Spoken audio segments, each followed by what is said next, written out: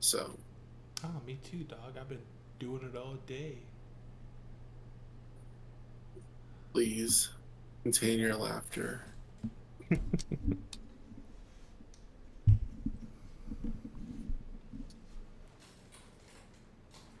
There's nothing wrong with laughing at a fart joke now and then.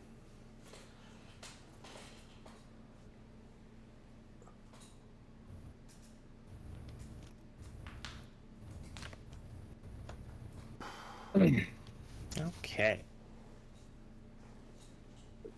This cat pick. Oh my. I must seek out the peak. Aren't they Is cute? the server up yet? Yeah, it's been up. Earlier, it didn't work. Well, those Now cats it's sure working. are catting. Cat and Crunch. Does this mean you and Catherine are functioning off of the same computer? That is not correct. Okay, so I don't need to give you each other's character permissions then? No. If all goes well, we'll each be on our own device. Alrighty. And if not, Catherine's just gonna go upstairs. Which I really don't want to do. The monsters are upstairs. They follow you up the stairs. It's true. The feeling you have to like get upstairs really quickly because there's like an invisible monster behind you. Yeah. That's When I go upstairs and I get that sense that there's an invisible monster behind me, I pull my ass out and shake it at it. So that either the monster gets grossed out and loses interest, or, or you know, fucks you. yeah, win-win.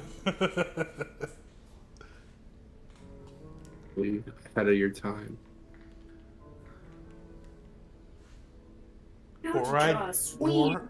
or I just die again. Win-win. That's how it rips your soul out. Through my butt. Yeah. Everyone knows the soul is stored in the ass. Mm-hmm. That's literally where it's stored in certain Asian mythologies. Before we get started, y'all know how in Dark Souls 3 the souls have different sizes? Why are they different sizes? Because Like, why is there some that are like large soldier soul versus soldier soul? well, when you kill something, you absorb its souls, right? So Mm. it's safe to say that when something else kills something in that world, it absorbs those souls. So when you kill something with a big soul, you're absorbing somebody who had already no. absorbed a bunch of souls. It's the ones that are like lying on the ground. So no one absorbed the souls. The ones that are just lying on the ground are souls of people who just died but happened to have killed a bunch of people. Mm. That's the way I always saw it. Yeah, that kind of makes sense, I guess. Brandon just said it's based on the size of the monster, and I'm like, these are humans. Yeah, it is. It's Yeah, based on there's the some- Because the boss souls are different. Well, yeah, but I know why those ones are different. Well, some of them are also like souls of an unnamed warrior. Yeah, those are the Great ones we're warrior. talking about. And usually it's also based on like how lucid they were when they died. Mm. Yeah, when you kill a random hollow and get 16 souls versus when you kill fucking Horse Knight. Mm. The horse, of course, Knight. what's not loading. The map. I can't do anything on the page. April, can you change the scene just so we could try something? Are you playing on an iPad? Yeah, she is. Did you reconfigure what you need to reconfigure to play on an iPad? No. Of course I didn't. What do you Okay, have to do? Alright. so you gotta go to settings, which it's gonna be hell to get to settings, and you're not going to be able to see certain things because of that. You need to disable Game Canvas. Where do I find that? So, It's under all. It's one of the first 3 to pop up. It's the third one. so find the settings tab. iPad settings or Foundry settings? Foundry.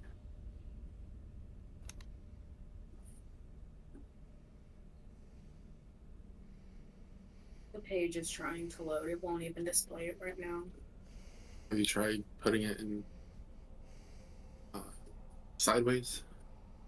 Put it. You have to put it in sideways. It cannot go up and down, or else Foundry will not work.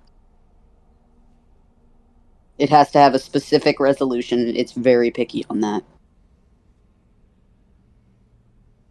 I'm glad that you know what you're doing, because I wouldn't. I've had to play on here for a while, and I had to look up a bunch of things about it. Well, at least we know it Right will there. work. I'm not playing on a Steam Deck. Yeah, no, this sounds like absolute hell. Those stupid little thumb trackpads. Okay, settings. Go to Disable Game Canvas, which should be one of the first 3 things, and make sure it's clicked off.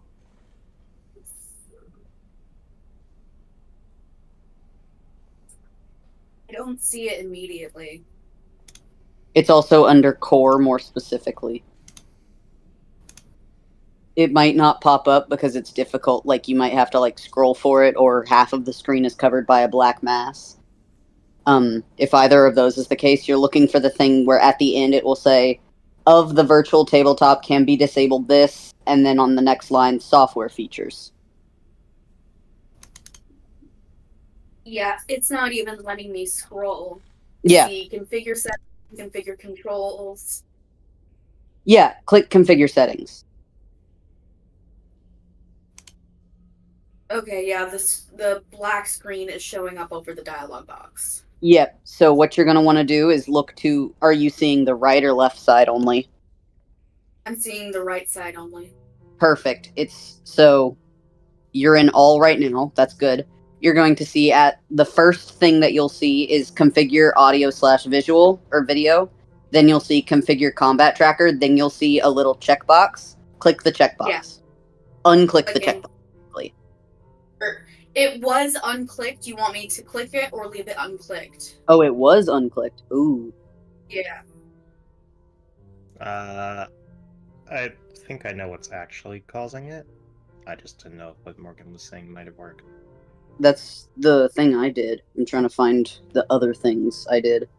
The thing which I learned that you have to do is change the Dice So Nice rolling table area. That's what we did. Oh, yeah, that was it. So, Yeah, could you guide her to that? yeah, this one's more hellish, I won't lie. So you have to go to configure settings. And then go to Dice So Nice. Yeah. And then go to rollable area settings. Or no, is it 3D dice settings is what we needed It's to do? rollable area settings. It's not even possible. It's a giant ass black screen over fucking everything. I can't see shit. Yeah, Yep. that's the Dice Nice thing. That's what's doing that. Yep. I remember when it was doing that and it was freaking out. Cassie, are you on a computer or an iPad? Yeah, I was about to say, sign in to Catherine's On my account Chromebook. on the computer and change it there. Sign into Catherine's smart. account on your Chromebook and then change it for her. That's smart. My Okay. password is Katarina, capital K. It's because it's on my Chrome, so I don't need. Okay. Go ahead and spit out some other facts like your social security number, your credit Yeah. card number, the front of it, back of it. Could you tell me the pin on the back of your credit card as well? If you had 4 numbers that you could think of right off the bat, can you list them off real quick just for funsies? What was your mother's? Uh-huh. By the way, what was the street you lived on? What was your first Oh, pet's I- name? I actually can't do this because I'm on the Chromebook. What was your Really? But first you car? could do this if you go upstairs on the. I would rather kill myself. You just have to be Wait. up there for 5 Wait, seconds. wait. Okay. All right. No, The it monster loaded. won't get you. So if I go to settings, what do I configure? And Dice Dice So Nice. Nice, rollable dice tray area or whatever. Rollable area settings. Fucking tiny. It's so big. It's so small. Is it in core? No, it's under No. Dice So Nice. Okay, so Dice So Nice is its own. Yeah. Ah. It's the 6th one down. Global editing.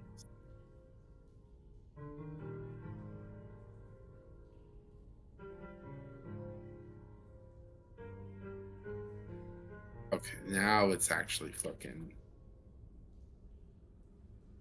Okay. Bless you. Save changes. Thank you. Log out. Alright, Catherine, try now on the iPad. Did you work magic with your magic little fingers? I think I might have. That's what works for me on the Chromebook, so. You're gonna probably have to close Safari and fucking. Okay. Yeah, you're gonna have to reset it. All. You're gonna have to close the page and log back in. I'm gonna have to get a new iPad. You're gonna have to sell your left kidney, specifically your left one. Yeah. You sell the right one, you will not get what you search for. It's like left shark versus right shark. Yep. I feel like garbage, by the way. Why? You have COVID and everyone else. No, I got the shot, and I forgot that you get the symptoms of it after, and now I'm like decaying. Morgan didn't even say anything. Morgan went to Publix and was just like, "Oh, hey, by the way, this is available. I'm gonna go do it." Yeah, I got one in each arm, baby. I got flu on my right and COVID in my left, and I can't lift my left arm. I can't lift my left arm, and my right arm's in immense amounts of pain. My map is stuck loading at 98%. Just give it some time. It'll take a second. Yell at it. Scream at it. Ah! Tell it that it's worth nothing. Threaten it with violence. That's what I do to the echoes. Threaten it with manipulative tactics.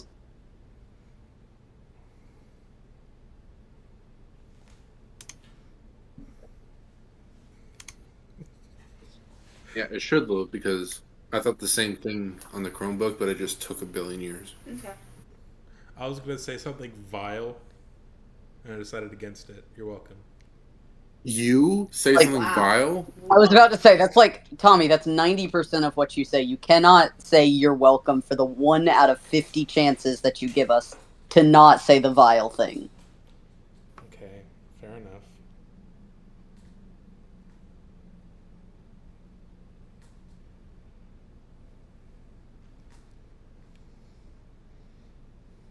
Y'all seen that video of the cat that goes ee wee wee? Yeah.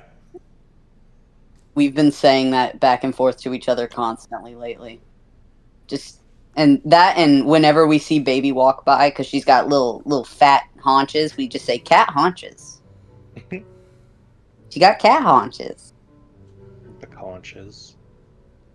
No, it's cat haunches. The concha. The magic conch.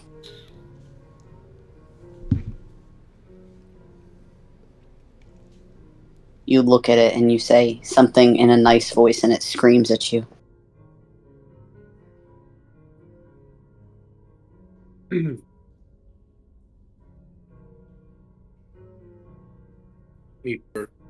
Yeah. Will you? Can you change the scene? I just want to try something. Okay,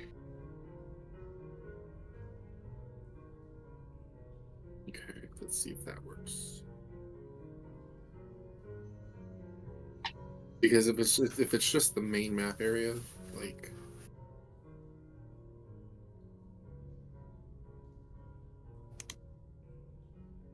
Yep. Oh. That's strange. Black box is still there. I hit. Oh, well, no. I see what's going on. Okay.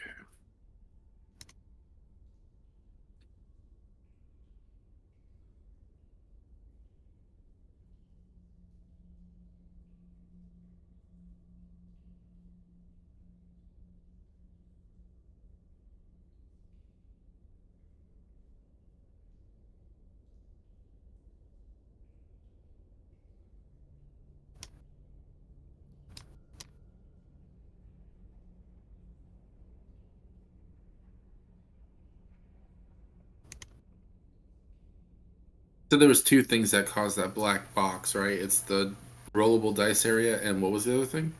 Should just be the rollable dice area. Okay.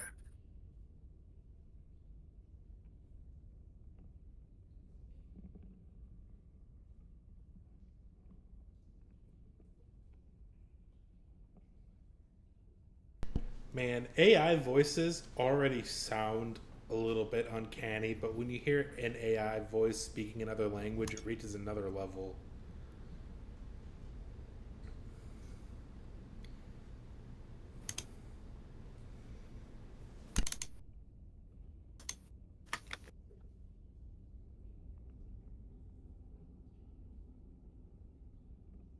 I would love to see a video. Ta-da! Oh, you did it! I fucking did it. love you.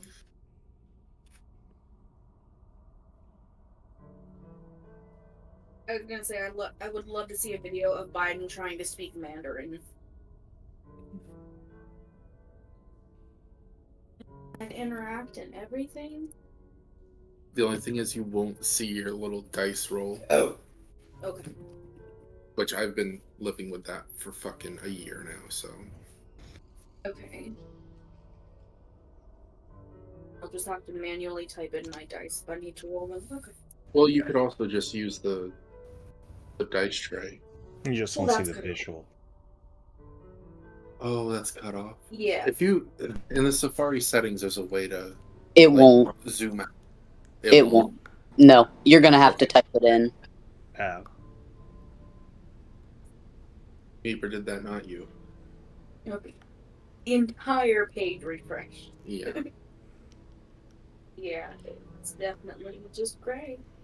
Yeah, mine is too. Just takes a second. Relax. Go fuck yourself. Impatience.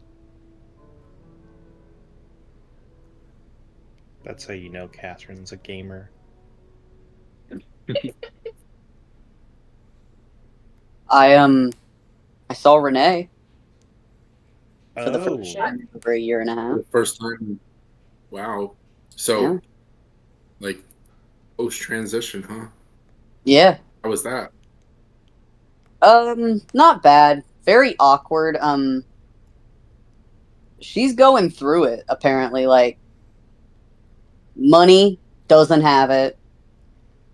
She's apparently got this junker of a car. Yeah, it's like this is going to sound bad, but please remember my mother had over $100,000 a year job, and her car makes the same noises that yours does. That airplane noise, it's making that. It doesn't make that anymore, but thank you for thinking of me. That when I got in that car and it made that the first time, it gave me fucking flashbacks, and I held on for dear life. And she's like, "What? It's just the brakes." And I'm like, "I know what it is,"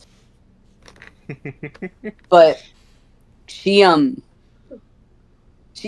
just not doing great. She was apparently talking about how her car is cheap and it was all she could afford, and then immediately was like, "So how are you guys doing?" And Morgan's like, "Well, we're looking for a new car." Immediately after Renee was complaining about her I was car. like, "This is anyway, thanks for everything I need to sell this shitty literally, car for a better one. literally." I was like, "Thanks for driving 6+ hours to come and drop off She my didn't do it for title." slightest. No, she went to the doctors, but she was just like it was concerning to a certain level of like what we had talked about a while ago, Cassie. She still like talks kind of like that, but not as much. What was the reason for you guys seeing each other? So she came down to Florida because her doctor is down here, and in Atlanta, ADHD medication takes almost a year and a half to go through a process to receive. So she kept her prescription in Florida so that she can get it through a doctor that she had already been seeing. Because she's on Adderall, which is, highly restricted kind of thing. Meth. So- It's literally meth. It's meth. And but I mean she needs it. She's fucking useless without it. So yeah, she's fucking useless with it too, but so she came down for that, and I needed my car title because the title's in my dad's name. I feel like I've talked about that. Yeah. Yeah, and so I went up to meet her to pick it up, and I went to lunch with her, and we went to Barnes and Noble, and I was telling her about the kinds of books I read now, and she was like, "You're just reading torture porn," and I'm like, "Yeah, a little bit, but I mean, can't be worse than what I used to read. What did you used to read? Literal porn. Oh, At least this one has a story." You read Huh? it for the plot. Freaking so great. This map might just be too big. It's fine. It's fine for now, at least.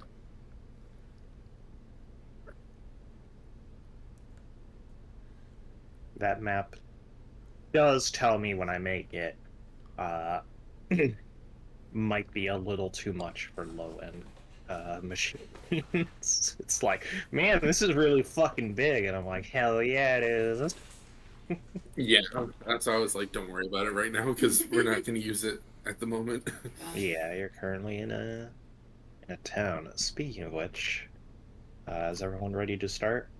Yeah. I'm ready. Oh, I should get my breakfast sheet up.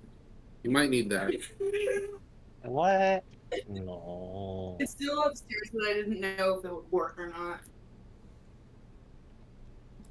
And also your actual, like, journal that you keep all your spells in. My spell book? Mm-hmm. Your spell diary. It's just got a whole ass grimoire for the damn game. It actually does. It's kind of crazy. We're here for it. Alrighty.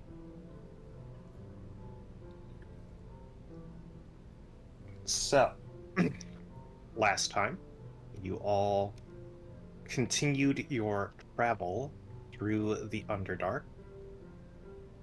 I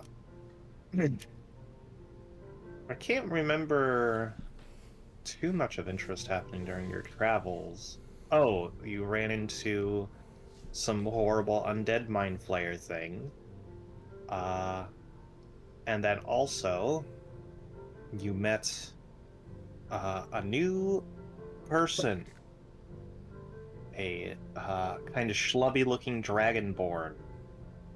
Just kind of wandering about the Underdark, named Beerus. Through some convincing, you offered him a duel, and then got him to tag along with you by the promise of free alcohol at the next place you stop at. Eventually, you found one such place on your map.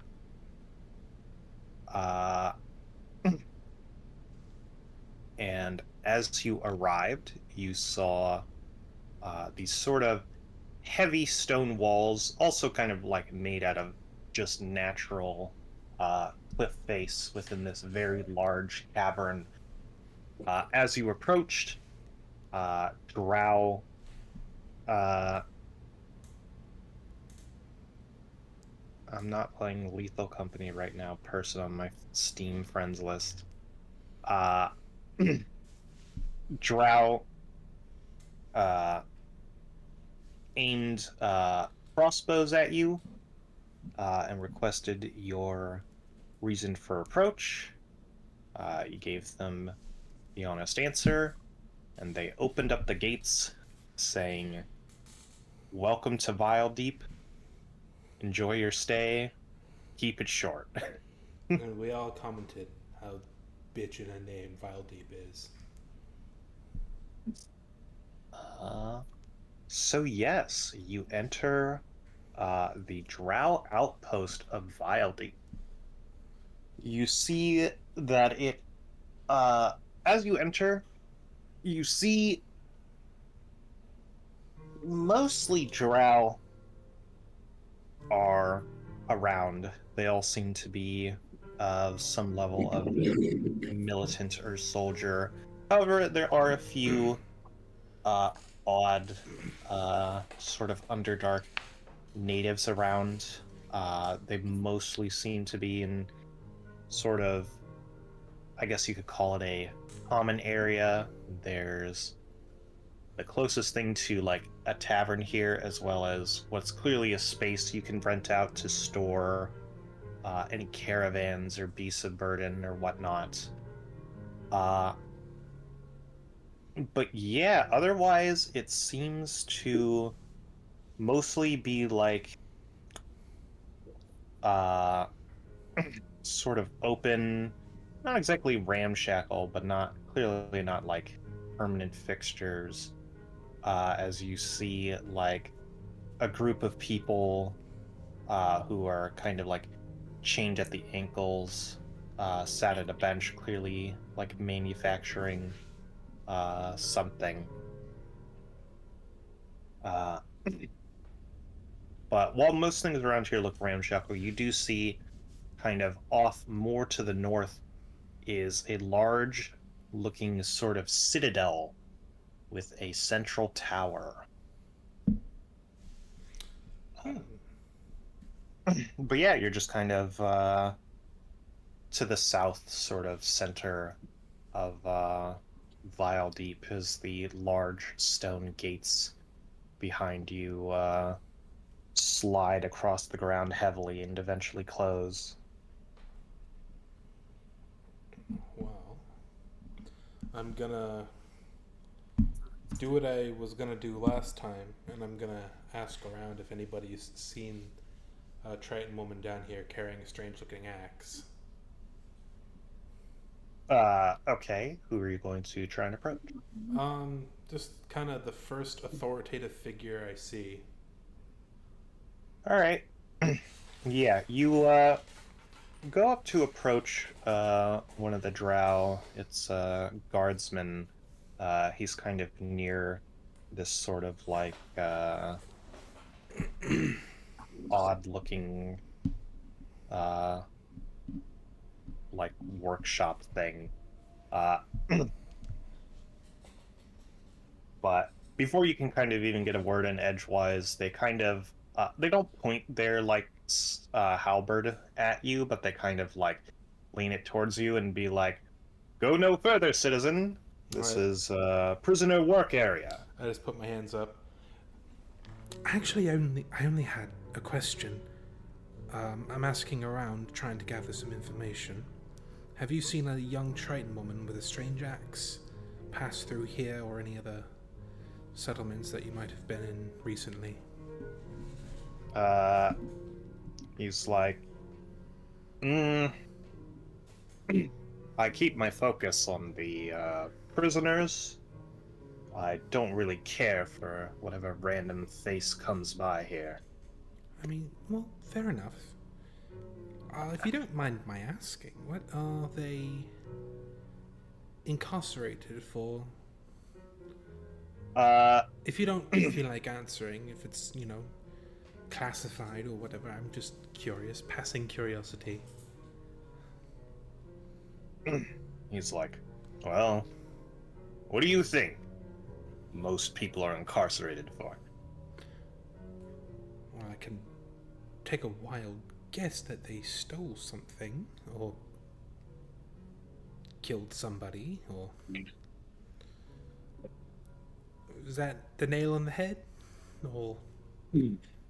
Somewhere around there. I don't know if we have any killers here. These ones are on here for good behavior. Oh, so this is humane treatment, comparatively speaking. Better than rotting all day. Well, if you don't mind my asking, what are they building or working on? Building the components for weapons, but that's all I can say. Oh. I'm something of a weaponsmith myself. Maybe a fresh set of eyes would do this project a bit of good. If you want to curry some sort of favor, you'll not do well to do it with me. You'll have to speak to the head warden here. Oh, no currying a favor. I'm just a scientist at heart, and I love this sort of thing deep down in my soul. Not the slavery or the incarceration, but the craftsmanship. Again, he's just like, it's not my call to make. Fair enough. Well,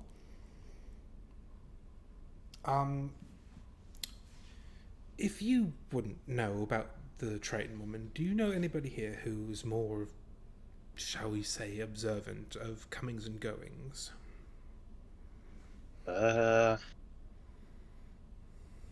Best bet would probably be with.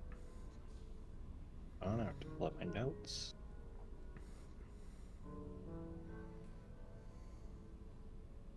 The Tavern Keep, Vestuvius. Vesuvius. Thank you. Awesome name again. Right, I will leave you be. I'll stop distracting you from your prisoners. And I'm gonna head off. Well, which direction is the tavern? I've never been down here before. He's just kind of like, look for the only building here that could be considered cozy. Ah, I see. And he just kind of turns back to looking at the prisoners. Well, I just kind of do that. I walk away. All right.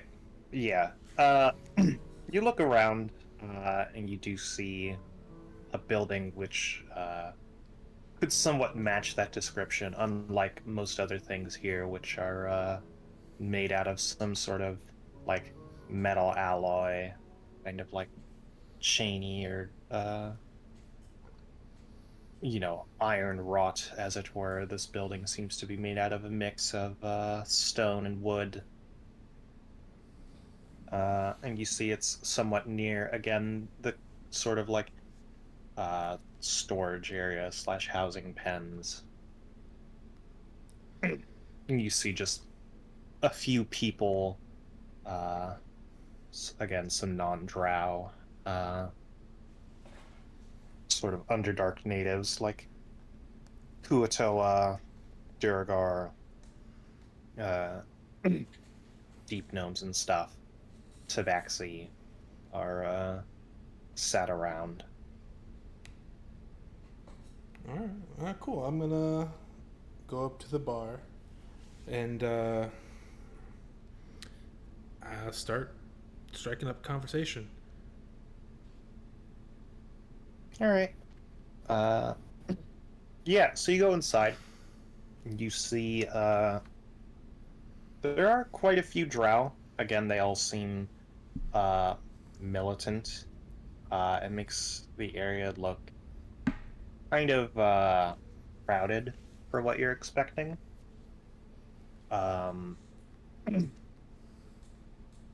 And you just see behind the bar is a Quaggoth with kind of long leather gloves going up their forearm.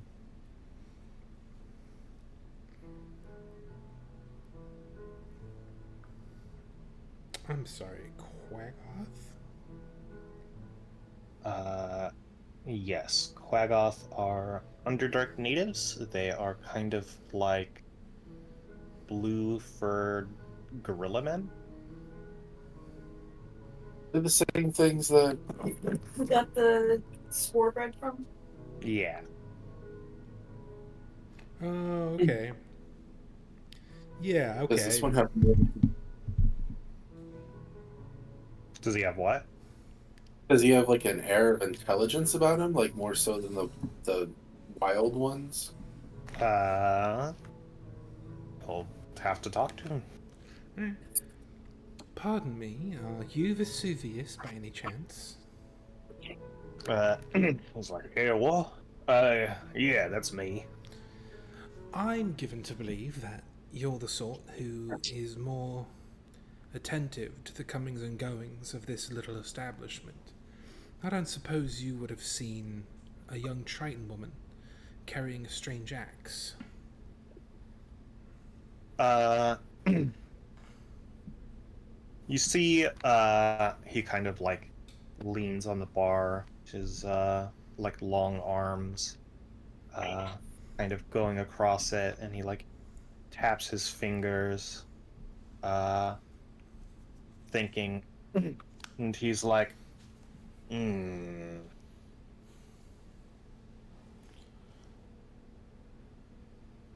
I just have. It's hard to keep track of things when I have to think of finances and such. Oh, it's one of those conversations, is it?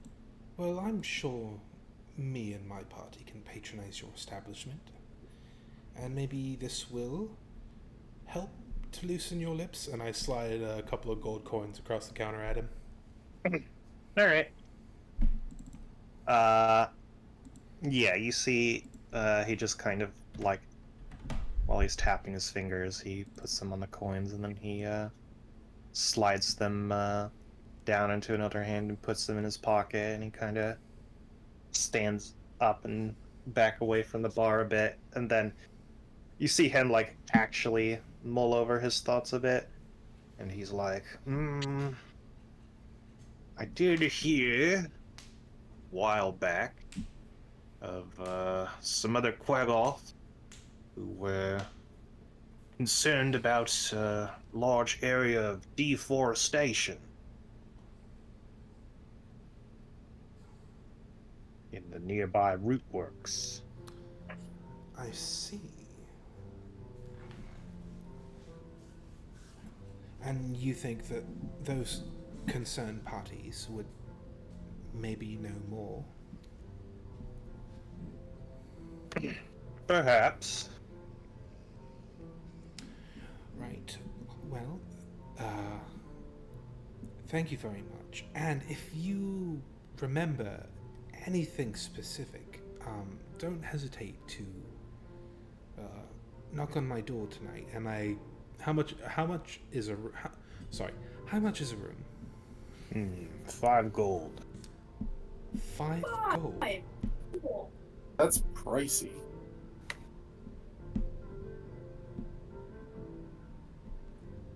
That's a 400% markup. He's like, well, find any other beds in the nearby area? You're free to. And Well, He does have a fair point. Brilliant. What, like... Never mind. what can I do for you to lower that price a tad? Tell you what, you talk to the head warden and get her to lower the taxes. Maybe I'll be able to lower some prices. I see. So, So he's not gouging, he's literally trying to survive. I see. Well, I do appreciate the information, and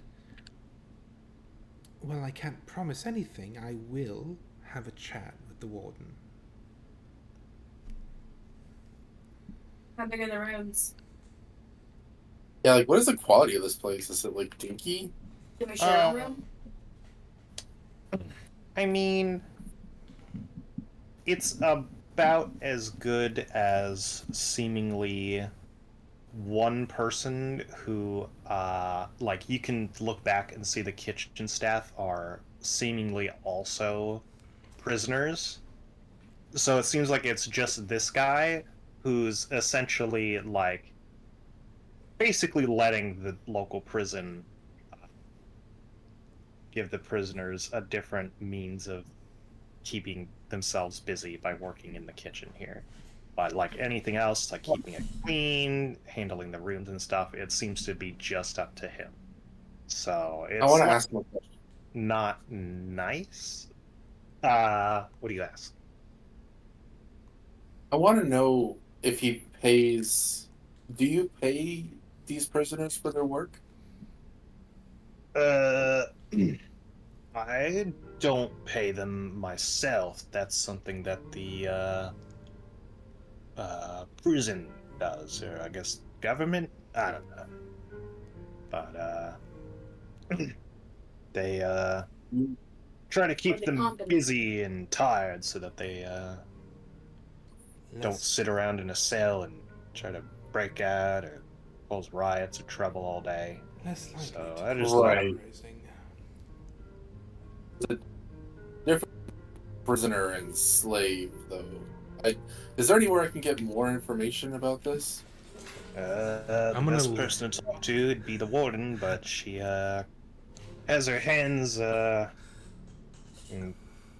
I guess, her fingers in quite a bit of plots right now. I'm gonna lean into Avery's ear. You see, well, technically in Drow society, there's very little distinction between prisoner and slave, so it's essentially but the same thing down here. doesn't make it right. And if I do something about it, I want to. I mean, if you're really ready to start a cultural movement, I mean, more power to you. I just can't stand the thought of. Can I? I don't like the idea of others benefiting off of the gain of lower class people. Can I make an educated, like, observation and see what the male to female ratio for the prisoners is out down here? Sure. Drow are matriarchal. You look, but the split seems pretty normal, maybe a little more male-sided, but the main thing you notice is that none of these prisoners are drow. Oh, it's worse than I thought. No, Well, what? Because well, you see, I want to explain to Simon real quick. It's like just letting him know that, like, I wonder if these people are even prisoners at all. Like, if they've actually committed a crime. well, I mean, we could ask, but I doubt they'd let us get any Well, closer. they're not going to tell us. Yeah, I doubt they get any closer to let us get any closer to the prisoners anyway. Well, I suppose we could go talk to the warden and see if they are amenable. If there's anything we can do for them, you know, quid pro quo. Apparently, she's got her grubby little hands in a bunch of pots right now. So What? like, she's busy. She's got a lot of people to talk to, or something. That's what the guy said.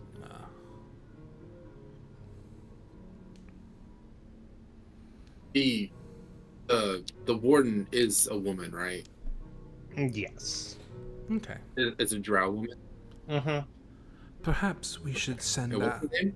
perhaps when we do talk to her, we should send our own femme fatale in as sort of an in-between. Something tells me... Right, Kratos. yeah. You're contrary to women. Something tells me a drow woman in a position of authority might be less inclined to speak to us lower class men. Maybe you can Don't talk you to her. worry. I got this. Girl, How's your woman. charisma? How And, like- charismatic are you, sorcerer? I like pick fucking like something out of my teeth with my like sword, like just like the So- least charismatic thing possible. I just I wanna walk around with, like, while this is happening, I wanna put a sticker on my chest, like the hi, my name is, but it just has my charisma stat on it. I forgot that me and Kratos are literally the only dudes in the party. I have a -1 to charisma. So Nice. Right, Oh, I so you probably have a 10. You have a +0, probably. I You have +3 in charisma? wait. That's Constitution. Yeah. I was gonna say. it looks like the Damn, that's like what a weird choice. Like a druid with like a really high Yeah. charisma. It's just Hausen. It's just Bear Daddy. something tells me that our go-to option is going to be Yen. Yeah, probably. And it's I'm always not down because for a of the little. because she has. You know, this I'm warden might always be down lesbian. for. I'm always down for a little bit of manipulation, and it is Meeper's world. Yeah, it's me first world, so she's definitely a lesbian. 100% a lesbian. So I'm down. I'm here for it. You know what? Needless to say, we're not spending the night in this tavern. Not right now, at least. I shall set up the House of Cards outside of the keep. And with the guards' permission, of course. Oh yeah, why are we buying an inn if we have the House of Cards? The fuck? Well, the House of Cards doesn't come with beds. We've all been sleeping in dirt for months. It's not like we get a bonus for sleeping in a bed. I know, but wouldn't you like to? You should have sleeping rolls. I suppose.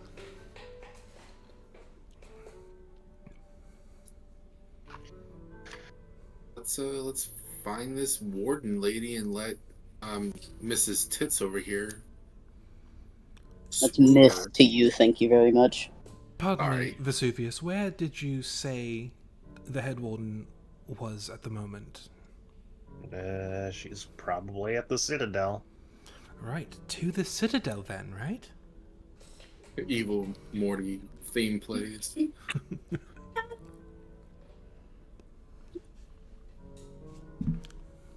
Are we all agreed? Citadel, Citadel, Citadel, and I'm doing that thing where I point at them. Sounds good. Yeah. Alright. I gotta share something really gross that just happened. We were eating pizza. It was really hot. I burnt the roof of my mouth and started getting blisters. And you know how, like, when you get a thing in your mouth and you're like, I gotta, like, feel it constantly. Like, when your tongue gets burnt or something, you just gotta. I kept doing that and it popped on my tongue. Yep. Yeah. That So, to the Citadel? To the Citadel. All right. You have One of this your favorite- conversation with the party as you're walking. You're very charismatic. Yeah, you go over to the Citadel. Again, it seems to have its own set of like this black stone walls with kind of like iron wrought siding, and then like a central tower, which gets somewhat close to the cave ceiling, but not too close. And as you approach the front gates, you see two female guards who seem to be a little bit more elite, are stood there. And they're like, "This is no place for citizenry. Turn back now." We actually. I was. Oh, Go ahead. After you. I was actually hoping to meet with the warden, if that's possible. I know she's ever so busy, but just as a newcomer in town, I had some questions for her. What's your favorite color? Sorry. What's your favorite dinosaur? What's your favorite dinosaur? Asking me. a Actually, question. dinosaurs aren't extinct in D&D. They Yeah. sure aren't. Fucking, what is it? Schultz. Cholt is Leo fucking chock Pleurodon. full of dinosaurs. Leopleurodon. They're magical Leopleurodons. They're gonna show us the Oh, way. yeah, plural. Oh, were you asking my favorite dinosaur? It's not a Leopleurodon. What's your dinosaur? Nope, this is Veloc- important. Velociraptors. Very nice. Mine used to be Stegosaurus. Now it is Velociraptors because now I know that they more than likely resembled big birds. Yeah, but they have the personalities of puppies, so they're cute. I have an unhealthy bird obsession. All right, so the warden. Yeah, she's like, Warden Finestra is far too busy to answer any random questions from random passerbys. Turn back now, or perhaps you can enter the Citadel via a prisoner, or as a prisoner. Actually, oh wait. Can I pull Simon aside? Oh, what is it? Yes, hello. They call me crazy, but I think it might behoove us, I or one of us, were to be imprisoned and get some inside knowledge on what's going on here. I feel like making an enemy out of an entire encampment of drow soldiers might not be the best idea. No. Because listen, I'll be adding to their workforce. Like if I don't know, I just got a good feeling about this. I kind of want to try this. One moment. I'm just going to try one thing. Pardon me. Is there any way that we can help? Sort of work a little bit for some information. If she's busy, maybe we could help lighten the load of her work. And maybe if that help is sufficient, we could meet with her. If not, I wouldn't want to press the issue any further. Thoughts? She's like, due to current circumstances, or I guess I should say, she says, due to recent circumstances, we already have far too many idle hands. We currently are in no need of outside help. Would And this is one of the guards, right? One of the guards of the Yeah. Citadel. Mm-hmm. if I just on a whim wanted to talk to the warden possibly about making some hands a little less idle and using them for my benefit, would that be able to let me speak to her? God damn.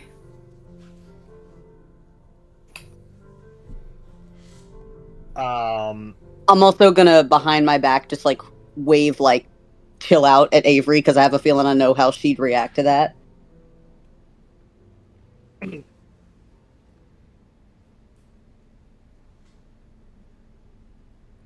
I'm just gonna step back and let Yen slut it up a little bit. That ain't If this doesn't slut. work, you know, Did you understand? I'm asking if I can buy them. Oh, and if this doesn't work, I know exactly what I'm gonna do. All right, subtly asking that. okay, wait. Just so I'm clear, you're asking if you can essentially hire some of the guards as like mercenaries or something? I'm asking if I can go talk to the warden to maybe purchase or lease out a few of the prisoners. A few of the prisoners. Yeah, make less idle hands. Oh, okay. She's like, no, I believe you're mistaken. The prisoner population is actually currently adequate. It is rather the guards and such that we have few too many idle hands of. I could possibly use that kind of help as well. Are you taking on employees? Are you taking on guards by chance? They just said they've got too many guards. I thought they said they have too few guards and too many prisoners. No. No. Okay. Too many guards, idle hands. They have nothing to do.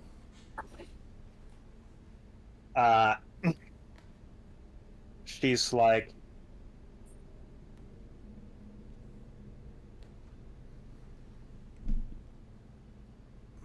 She kind of just like scoffs, and she's like, "I doubt any drow worth their salt would be willing to work for a random, no pedigree passerby."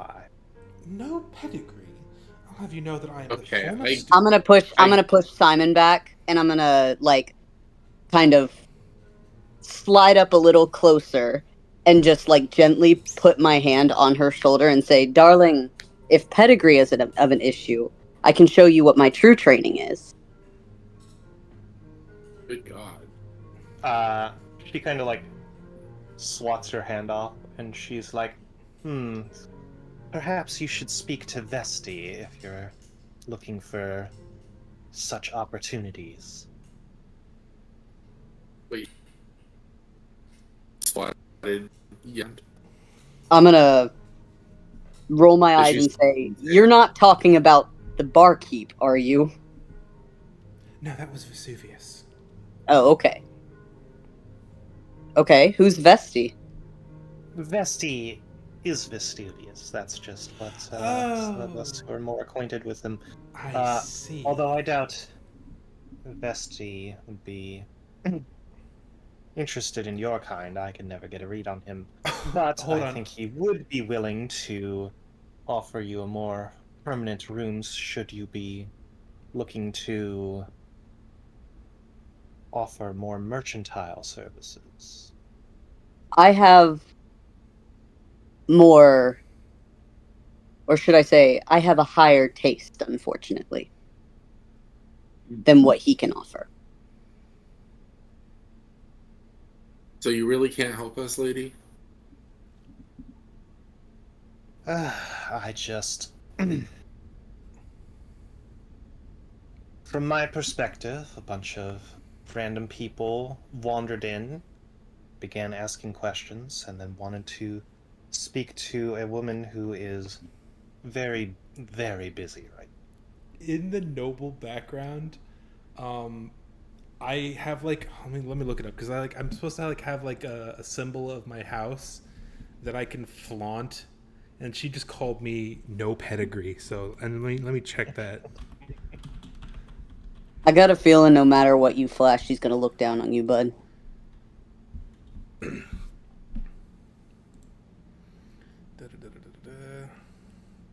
Yeah, position of privilege.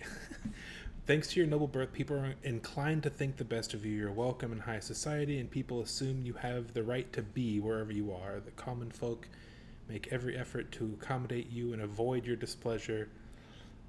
Other people of high birth treat you as a member of the same social sphere, and you can secure an audience with a local noble if you need to. She's not a noble.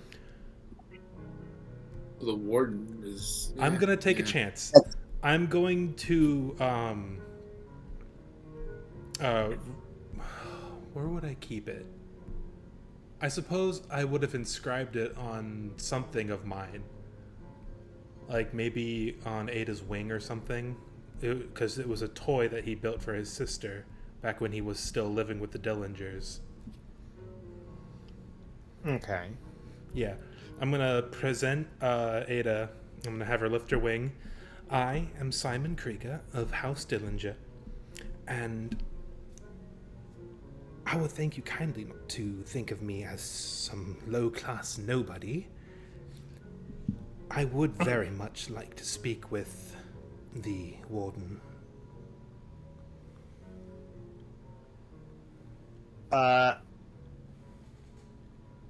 She pauses, and she's like, there are very few surface houses of which hold any weight this far underground. You may be a surface somebody, but you are an underground nobody. Rude. Simon just kind of looks defeated and kind of shuffles back. If what you say is true, that she truly is as busy and as stressed as she is, I personally have worked in the diplomatic realm of legality, and I'm sure I could assist with taking some work off of her hands.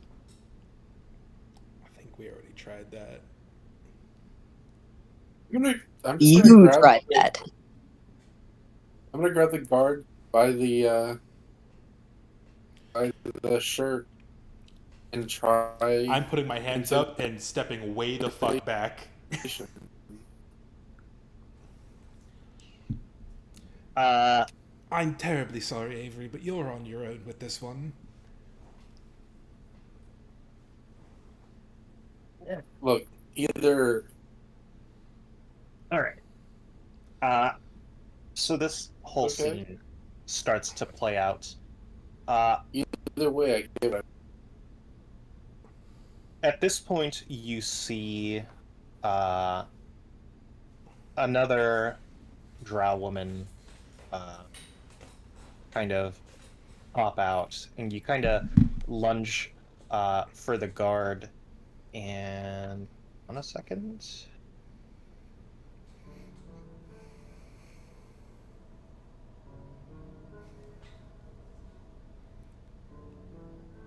Paper won't let me be a prisoner.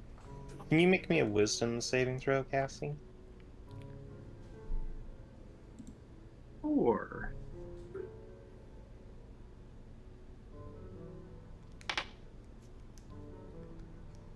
I didn't see what I got. An 8. An 8. All right. Ooh, You make an aggressive maneuver. And you kind of hear like some sort of clacking as like all of your muscles freeze up. And you hear, my! You almost made quite the interesting decision, my dear. But if you're a friend of this one here, as she kind of bites her lip and looks at Kratos, I certainly don't want to make any problems. But I should introduce myself. Whoa. I am Manaya. I am currently acting as the alternative lead here in Vile Deep. My station is only temporary, but it is a station nonetheless. While my equal, Fenestra, is very busy with whatnot, she's always has to be the busybody. Perhaps I can speak with you all. I'm quite interested in speaking to you. And she kind of looks up at you, Kratos. Good God. I do not need a snack. I'm gonna gently elbow Yan and be like, that is not what I expected to come out of this at all.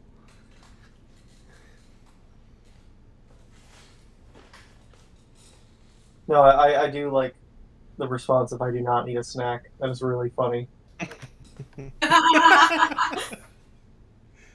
And contextually appropriate in a way. Yeah. She like walks over to you. She like palms the frozen Avery in the back so that she like falls flat on her face. And she's like, I assure you, I'm quite the meal. But anyway, she kind of whistles for one of the guards nearby to just kind of like pick up Avery by like the scruff of her collar, and Manaya drops concentration on the spell. She's like, come in, let's speak. And you are let into the Citadel.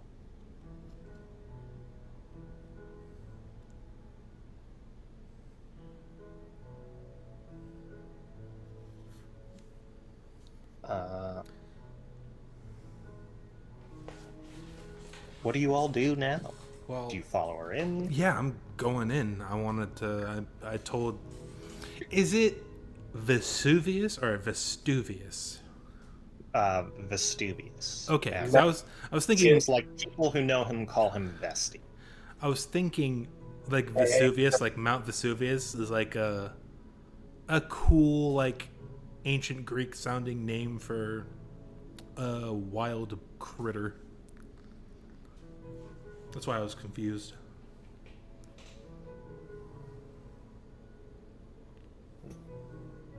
Yeah, I'm following in. I'm gonna follow after her.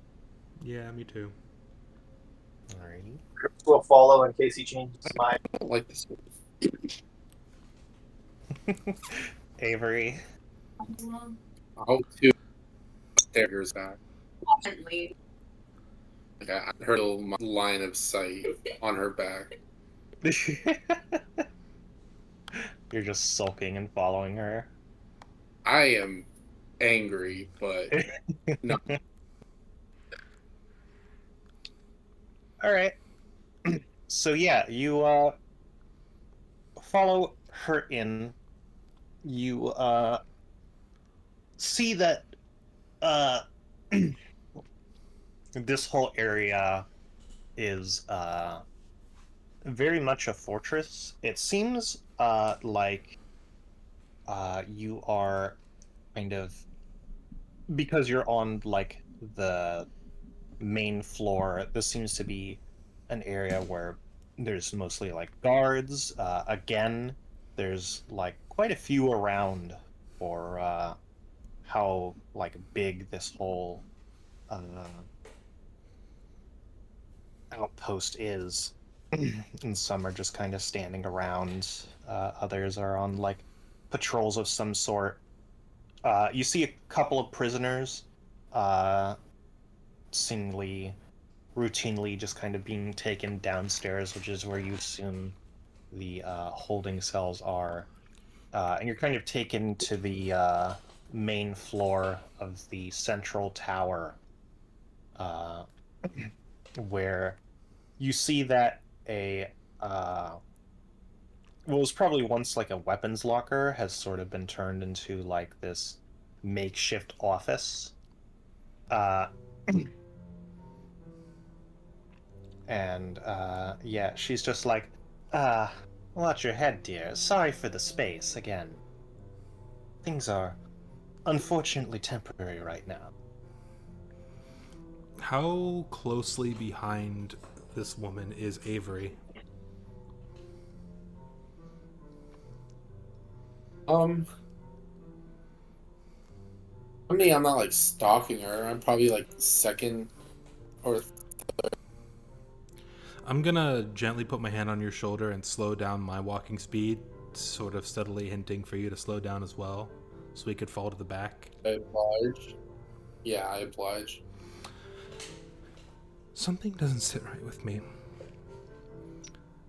They said they have With too you? many.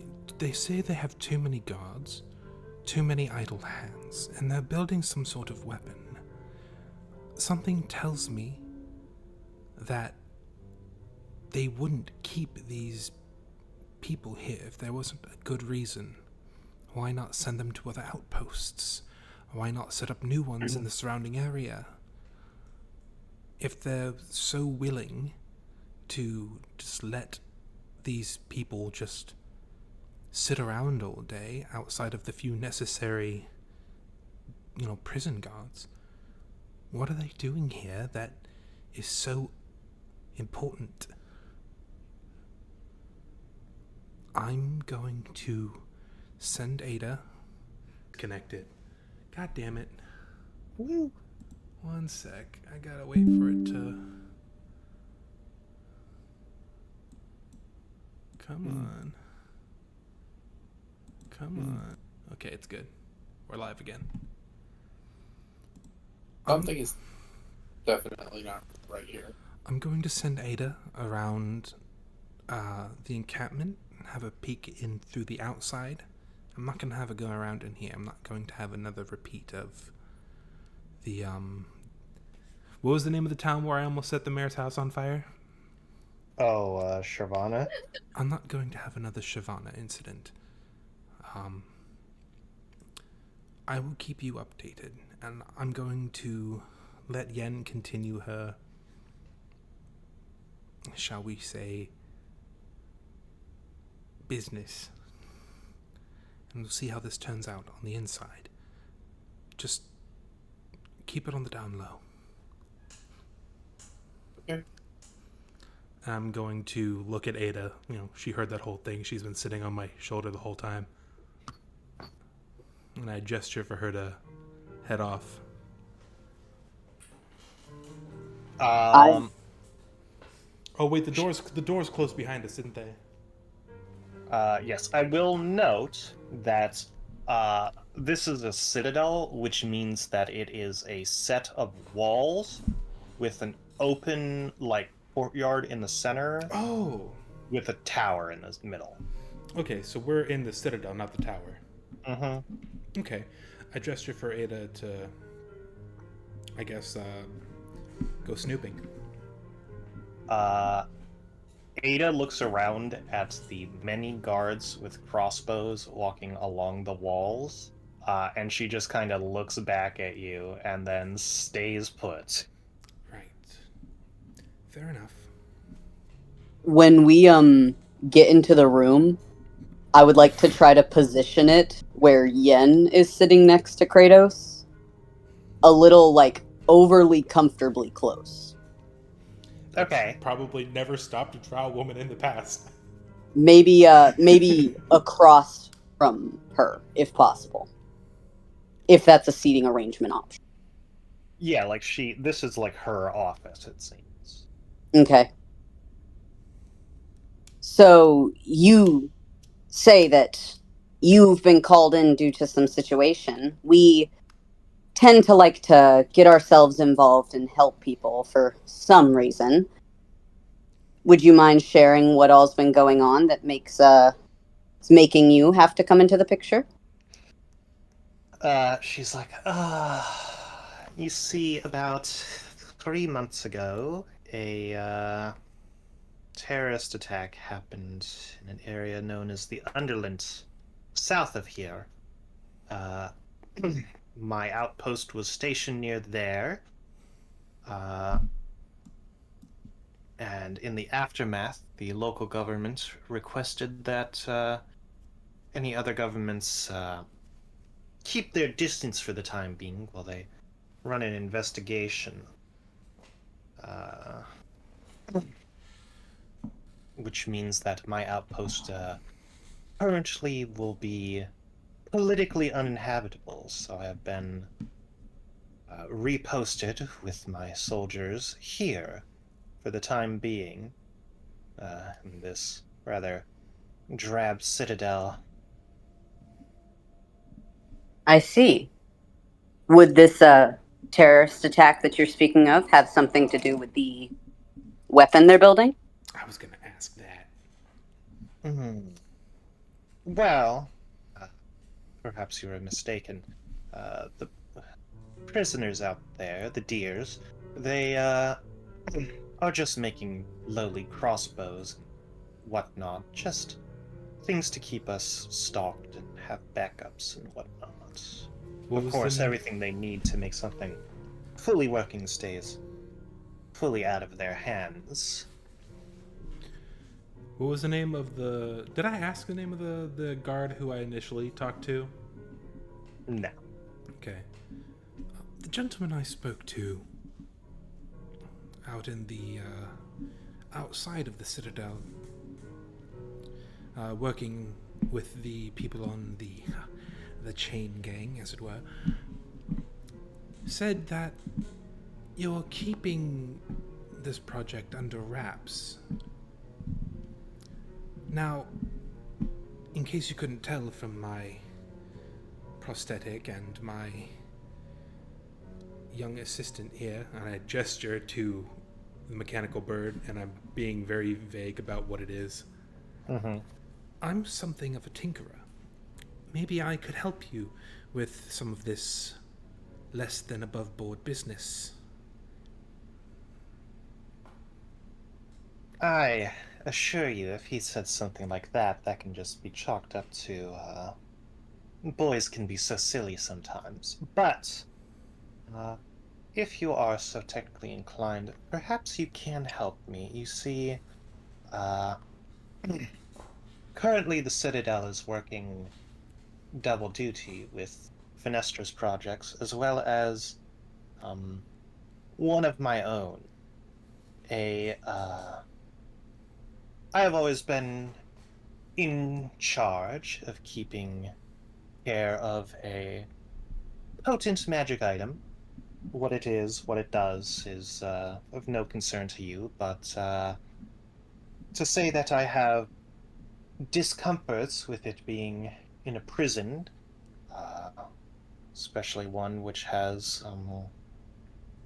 a certain prisoner, uh, I am worried about its security more so than what my well-trained guards can handle. So, is this an escort mission? Or rather, a delivery? No, it will stay here until I'm given the go-ahead to return back to my own outpost. But, the sort of space, tools, mechanical equipment, whatnot, which I, keep requesting from Fenestra, or, well, requesting from the government is being vetoed before I can get there by Fenestra.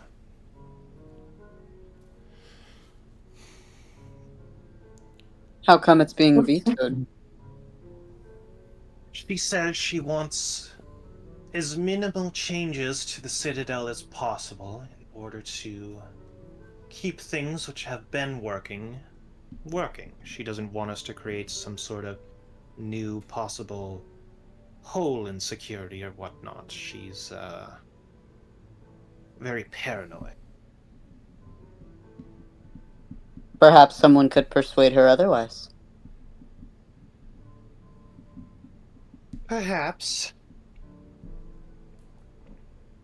Maybe you can speak with her, although I worry that even if I were to get you an audience with her, she would just see this as another one of my ploys. We do not see eye to eye. Perhaps because she's so short. You But- mentioned... Sorry, go ahead. No, continue. You mentioned a, and I do the air quotes, certain prisoner. Now, is that perhaps a reason for the elevated security? All these idle hands on standby just in case something happens? Not quite. It's mostly idle hands because when my men arrived, we suddenly had far too many guards taking up far too much space, but we don't know what else to do with them. The situation's only temporary, but how long temporary is currently up in the air. Surely your forces can be redistributed elsewhere. There are certainly other settlements nearby, right? This one is currently the one, well, it is now the one which reaches the furthest south. And while we could march our way back to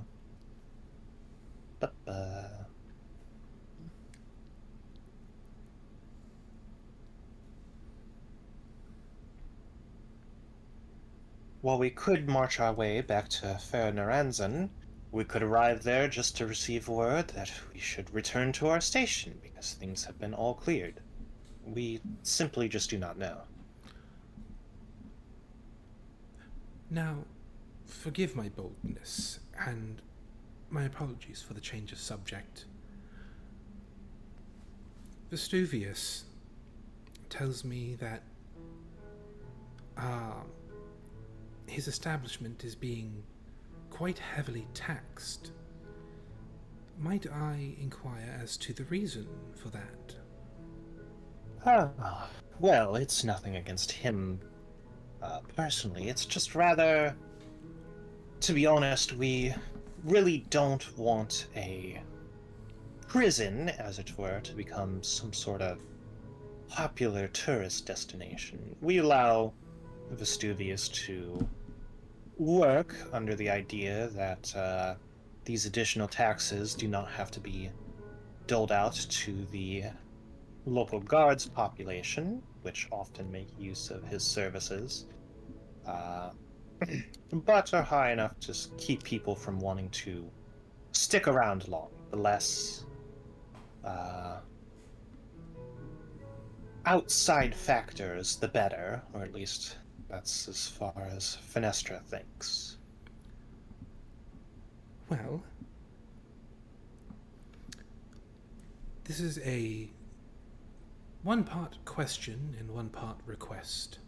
The question being, what exactly is it that you would have us do? You said that we could do something to help. And what is that Well, thing? like I said, I just wish for my that which I ward, as it were, to stay safe. And if you say that you are a tinker of sorts, perhaps you can look into making it I see. more protected. You want As me for to... should Fenestra herself come in and wish to speak with you, well, You want me to increase the security on its little containment chamber box? correct. It's currently situated in a lockbox of sorts. Now, as for the second part, the request, if I were to do that and I were successful, would you maybe give Vesuvius the go-ahead to let us stay at a reduced rate? We would still pay him, of course, but honestly, 5 gold per person per night is obscene. I can make it so that you are considered temporary contractors, and as such you would be exempt from the outsider tax for the time in which you're working under my employ. You, my good lady, have yourself a deal. At least on my part.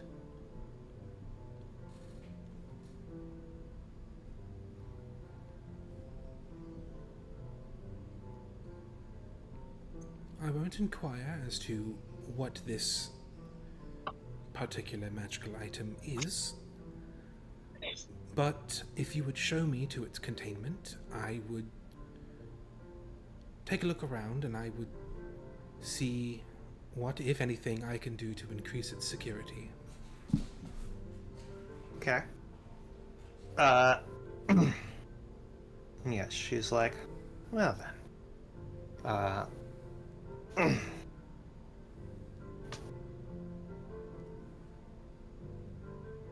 I shall bring you to it myself.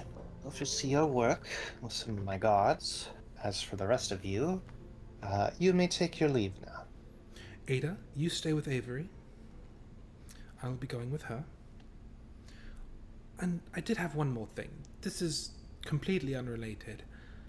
I don't suppose you've seen a Triton woman passing through with a strange-looking axe. It's sort of a tertiary goal of ours to find her. Unfortunately, I must say, I do not know of such a thing. Well, I tried. But I yes, still want to try to meet up with the warden. Well, something tells me that if you stick around with your ally here, he will draw her ire soon enough. is that ire as in ire or ire as in ire? I think she was referencing you. She is, she wishes to be in control at all times, so I see. foreign body such as you will most likely draw her attention, but don't worry about that. Would it perhaps be helpful if I go and distract? Try to help with her tasks. Again, you'll probably get so far as annoying her in the best case and getting yourself thrown into a temporary cell, worst case. Yeah, I'm gonna send Ada back with Avery. If they're being asked to leave the Citadel, it'll give Ada a chance to snoop around outside of this heavily guarded facility. Alrighty.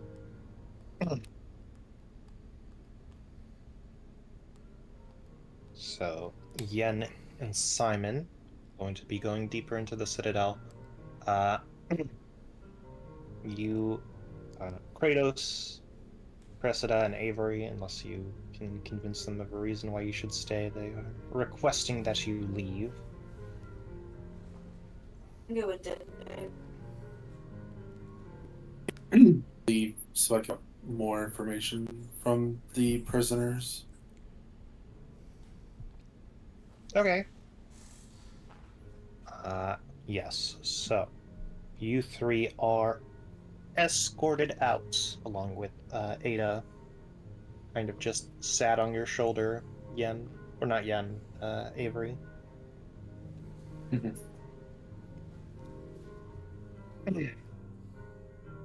I forget, and forgive me. Can Ada Ada can talk. Ada can speak any language that I can speak, and she's What? effectively my sister in a robotic body. Yeah, I know. What is her opinion of me? I'm curious. I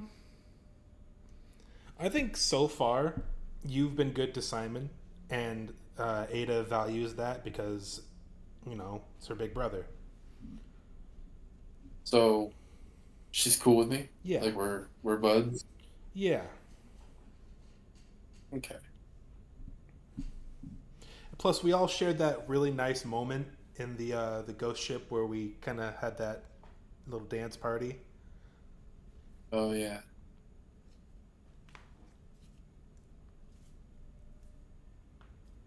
Hey, I know I'm going with Simon, but I'm having heart issues, so I'm gonna be muted for a while. Heart issues. Yeah, he has in Yeah, that's why I randomly hand him salt. She does that. I know. She brought it to my wedding. I know about this. I don't know why my brain decided to shunt that information into my subconscious. Yeah. All right. I Well, will in that remember. case, we'll start with Avery's group. So yes, you all are taken outside of the Citadel gates. They close behind you, and you see the same two guardswomen sat outside.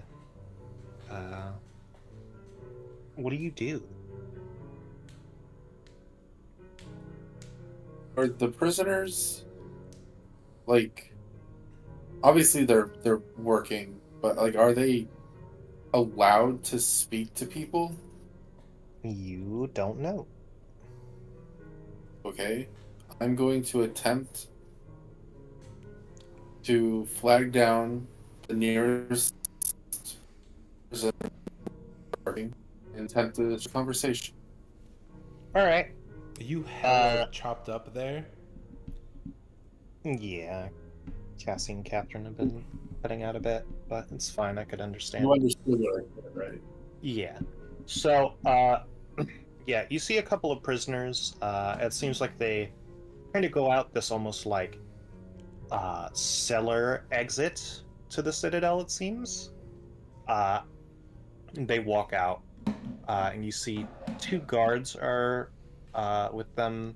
It's like a group of four. One guard in the front and one in the back. And as you approach, you see both the guards stop and be like, "Back off, these are prisoners. What do you want?" I don't see how that's any of your business. It's our business because we are looking to stop contraband and whatnot. Well, they're people, and if I want to speak to a person, there's not much you could do about that.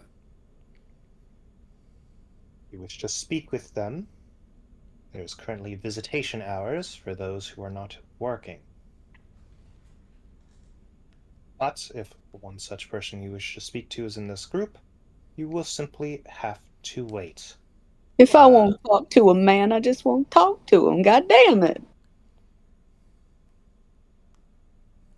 Hmm.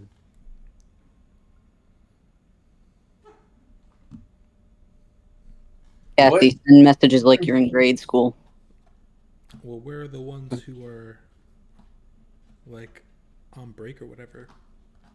What can I discern from this guy's like character? Like, what kind of person am I talking to? The guard? Yeah, is he like severe? Is he like what's he like? Like his body language.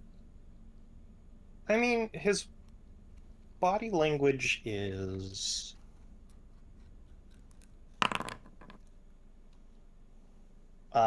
it's like very clearly stern and upright. He has a very like clearly trained like gait to his walk, even seems to take this very seriously. Okay. Um, fine. I will come back during hours. Alright. I assume you walk off. Yeah. Okay. Yeah. You see the group of 4 prisoners and the guards kind of continue walking to like the workshop area.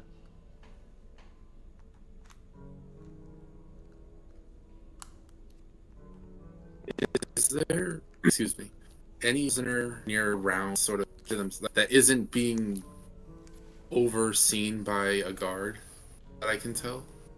At least in first glance. The only place you think that might be the case is maybe somewhere in the kitchen at the tavern.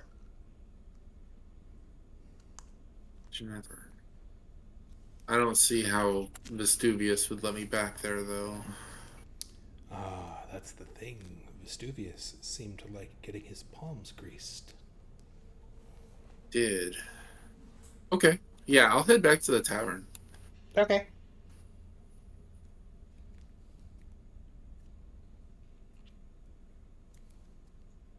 Am I just there, or does anything happen along the way? Ah. Like you start walking, you get further away from the citadel. You see Ada take off and kind of begin snooping around the general area.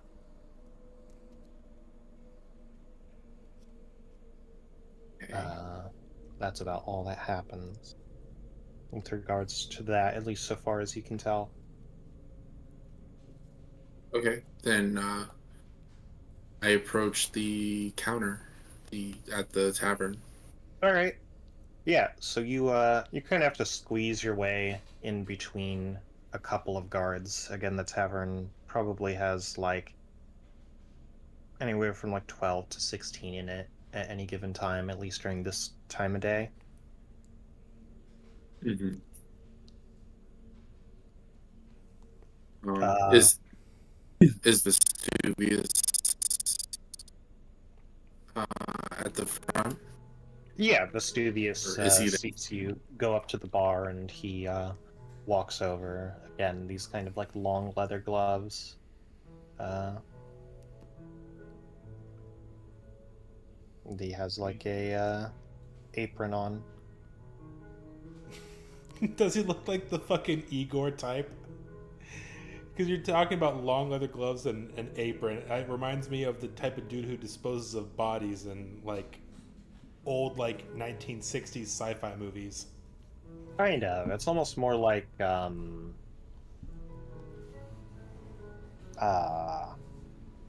the Forge Master in Elden Ring. Ah. Oh, okay. Um. So, how do I want to?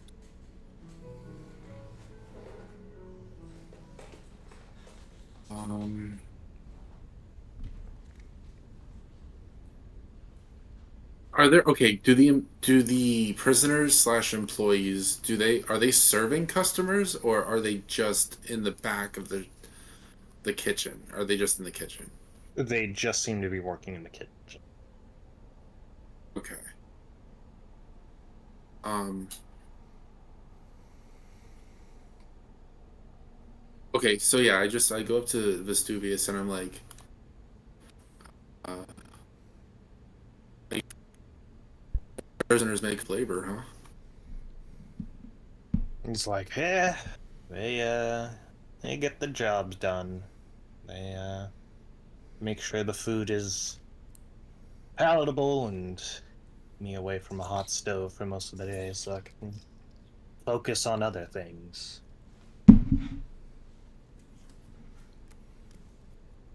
When they're and I'm merely curious. When they are done with their shift, where do they go? Do they go back to their cells, or like do they Yep. sleep here in the tavern?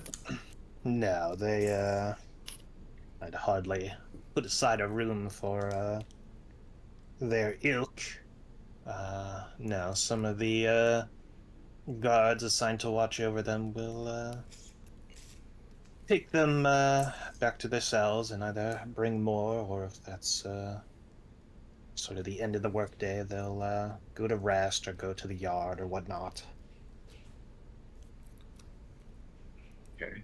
I lean in, like close to him, and I'm like, are any of the prisoners for sale? So I was thinking about renting a room for the night and could use a little company.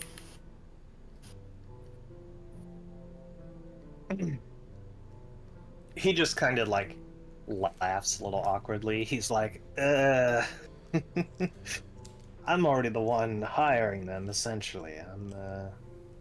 I'm no lock and key keeper. You'll have to talk to someone else about that. Right, but let's just say that I bought a room at double the rate. Uh, would you be able to get me a loan with one of your employees there?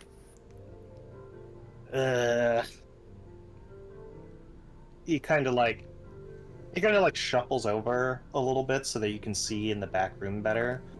And you see that like not only are the prisoners chained to each other, there's like a bar which goes along the like floor underneath the like counters and the kitchenware and stuff. And he's like, couldn't get him off that rail even if I tried. So you truly do have no agency in this, huh? Do they sleep there? That's a good question. So I'm guessing that at the end of the day, unchain them and take them back to their holding place. Yep. Mm. Okay.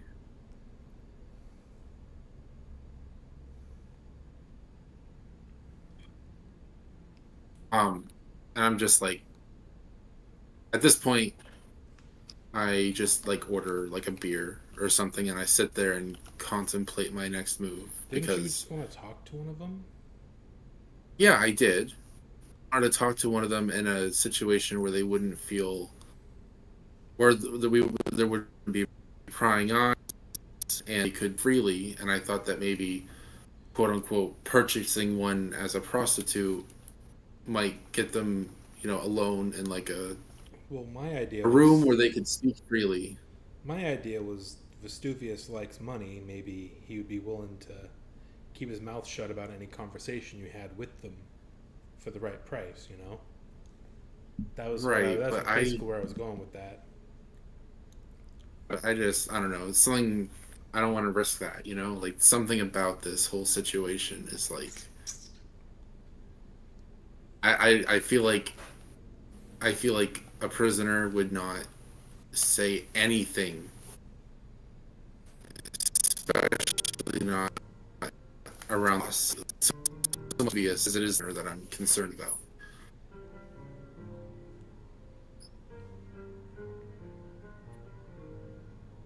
By the way, how much does he charge for a fucking a glass a tankard of meat or whatever? Ale? It's like by this point he has gotten word that you are currently considered contractors, and he's like brings it down to 1 silver piece. Fuck yeah! How about All right, I flip it at him. I guess Simon's been doing his work. All right. Yep. He goes over to hand you the tankard, and you see Beerus snatches it out of his hand before you can take it, and he's like, "Thank you." Oh, And right. he just starts to Oh. down it. Yeah, I order another one, and I'm like, oh yeah, cheers, pal. Sorry about that. I forgot.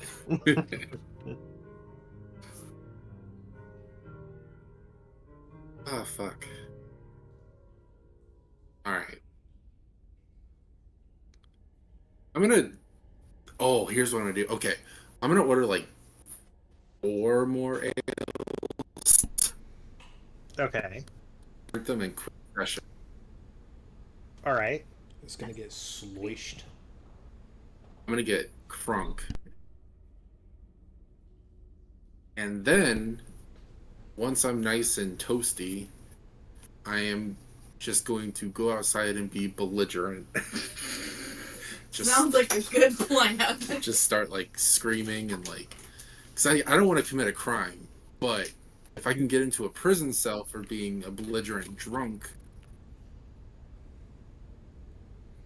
I could be some infant. So I'm just gonna really yell, fuck, just start yelling. That's a very Ilma tactic. All right. I don't know what else to do.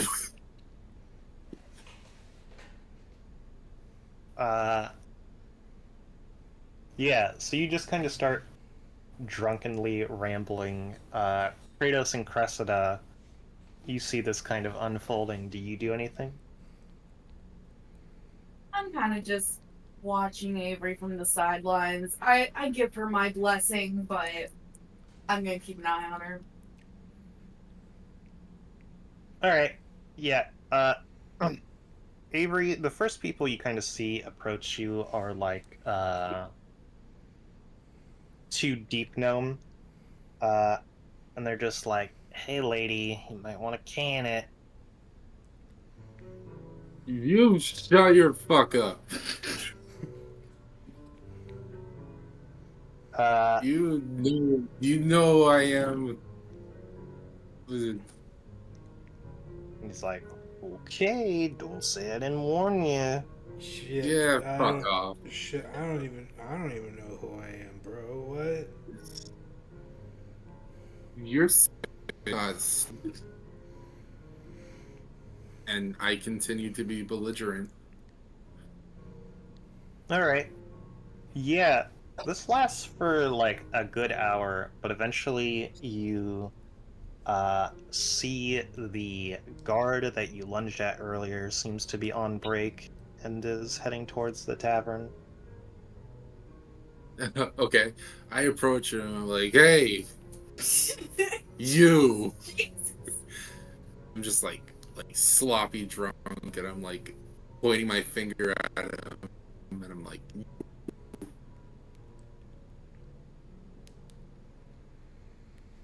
Say again. Yeah. Try restarting Discord. okay. Like a whole I acted and everything. God damn. Like it keeps getting worse, right? I'm not just imagining that it's just getting crispier and crispier.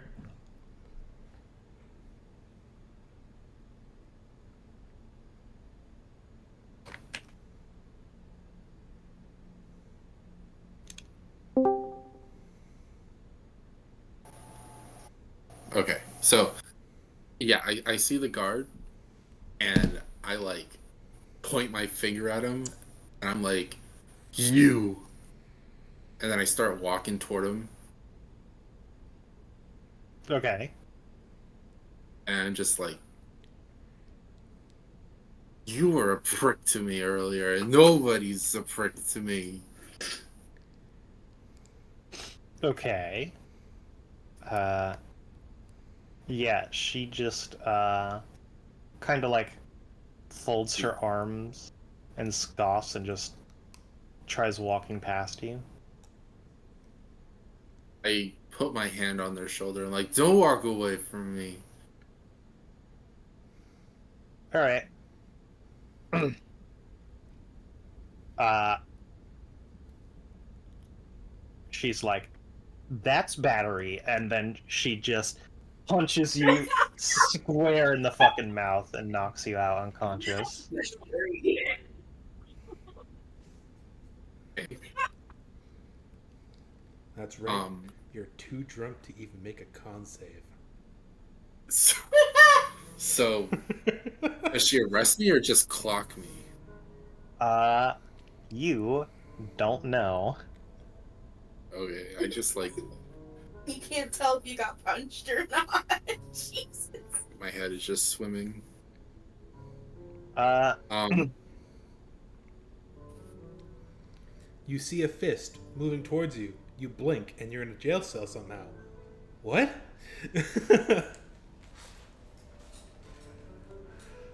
yeah, Cressida, yeah, you just watch, Avery get, just fucking clocked. You see the guard. She kind of, like, brushes her hands off and, like, flips Avery on her side. And you see her whistle over some other guards. And she's like, I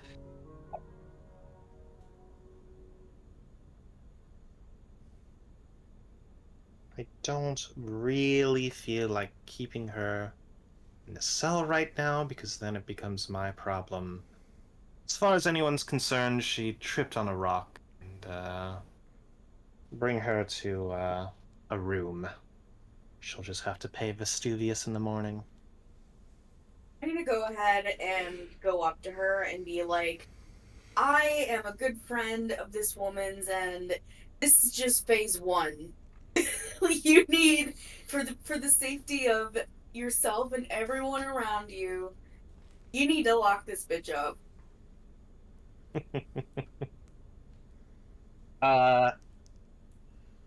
Alright, yeah, she sees this tiny fae shit talking who she assumes is her own friend.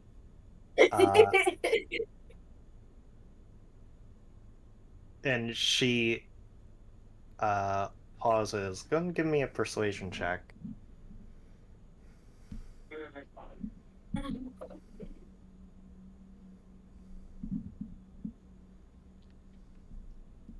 Meanwhile, I'm just out cold on the fucking. You're drooling. She flipped you on your side so that if you vomit, you don't choke. That's very considerate. Oh, God damn. Holy okay. I tried, babe. Yeah, she's like, well, when it comes to that, I'm sure she'll find herself on a nice wooden cot eventually, but for now, I just want to get off my feet. And she whistles for two of the male guards to just pick her up, and you see them take her to a room in the tavern, and literally just like toss her on a bed. Motherfucker, why is it so hard to get arrested in this place? The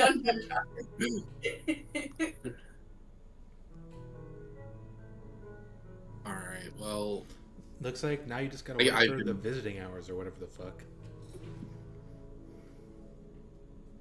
I am punch drunk and I have been clocked in the face. I don't think I'm going to be waking up anytime soon, so I feel like that's kind of the end of my POV, at least for the moment. Yes. Alrighty. Yeah, going back to Simon and Yen. Simon, you are taken up, or not up actually. You are taken down into one of the lower floors. And what you see is this was clearly at one point just like straight up a dungeon. But it seems like it has been converted into a more permanent, like actual prison. You see, it's like 2 cells a prisoner. There's clearly a chamber pot, as well as not luxurious bedding, but not a wooden plank either. You see there are some prisoners hanging around. They look a little more rough and tumble than some of the ones you've seen out and about working. You hear some of them kind of like holler at you and just kind of like speak in a language you might not understand as you're walking by. Common, Elvish, and Common and Elvish, I think, are the only ones I understand. Yeah, no, it's like probably gonna either be like Undercommon or Dwarvish. A part of me wants to like flash them like a shit-eating grin, like sort of like sort of like intimidating. I don't want it to be like threatening, but more like give off the vibe that I am the mad scientist I claim to be. Okay. Yeah, like you you guys can intimidation holler check. all you want. We'll see what it looks. We'll see how you feel when I turn your bones into glass. Or Its patient woke up. His skeleton was missing, and the doctor was never heard from again. Anyway, that's how I lost my medical license. I would like to etch runes onto the back of your irises and see what happens. Bloodborne moment. Yeah, you can make an intimidation check. I'm gonna use a luck point if this sucks. I really want this to be good. I think a 10 is a little stinky. 14's better. Alright. You try to kind of put yourself off as like this intimidating doctor type. You see some of the inmates stop kind of hollering and yowling at you, but some of the other ones seem to almost like cackle and laugh as you walk by. They're into it.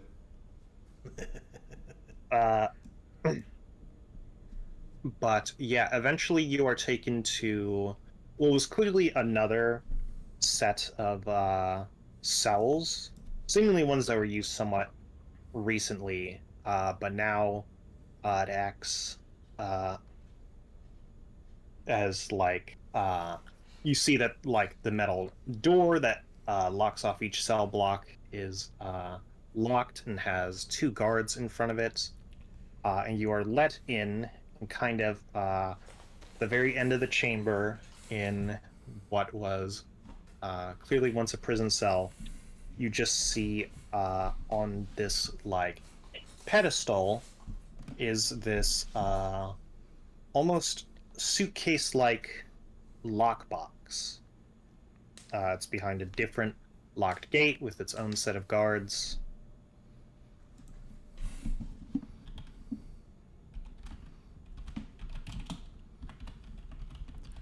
And yeah, Manaya is like,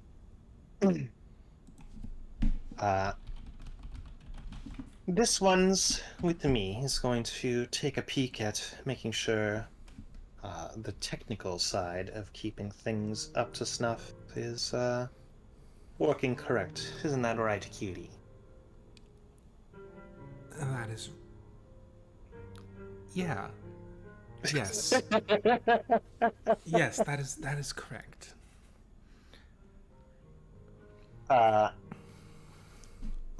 Yeah, so you see her walk over to the gate. Clearly, both of them have an arcane lock of some type, kind of like the spell. And then you see her walk up to it, and she says a word in Elvish.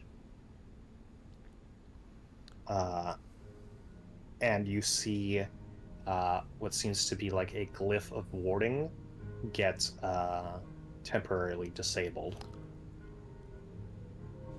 I memorized that word. Okay. Nobody here is aware that I speak any other language. I'm just a normal ass looking dude to these people with a fucked up arm. And maybe to add a little bit more to what was the word she said? Like, does it have a translation, or is it just more like just sort of like a? It doesn't have a translation. It just is like a password. The translation would be Hearth. Hearth. Mm-hmm. Okay.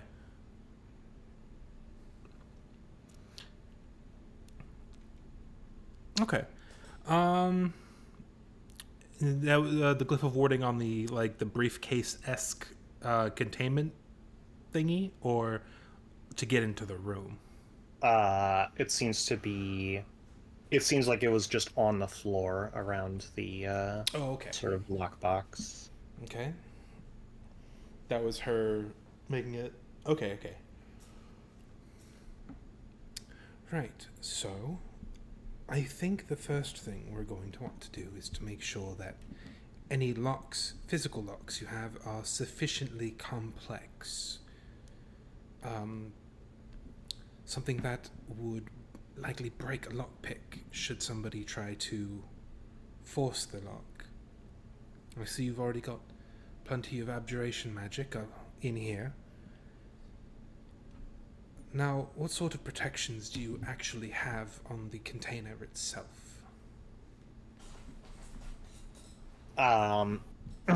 You see her kind of like slide a chair over, and she sits like with the back of the chair facing you. And she's like, well, you're the expert. Why don't you tell me? All right. I'm going to sit down and I'm going to ritual cast Detect Magic and see what kind of schools of magic are abundant in this room. Okay. This might take a moment. I should have cast this ahead of time, but I did not know that you would be amenable to our requests. So, pardon me for just a moment. Yeah. Yep. She just kind of sits there and watches your every move. It kind of makes it a little hard to concentrate on the ritual, especially because you swear she just never blinks. And eventually the spell ends, and you can detect the glyph of warding. You can detect the arcane locks, but you detect no magic from the box. Interesting. Fascinating, even. I'm going to make an educated guess and say that the inside of that container has a field of anti-magic.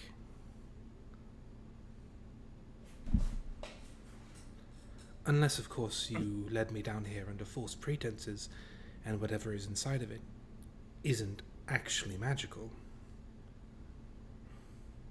She just kind of has her heads resting on her arms on the chair back and just kind of keeps looking at you. Would you mind if I... And I approach the briefcase itself. I'm just going to take a closer look. There's no need to worry. And I'm going to make an active investigation check to see if I can see how complex the mechanisms are inside. All right. Yeah, go for it.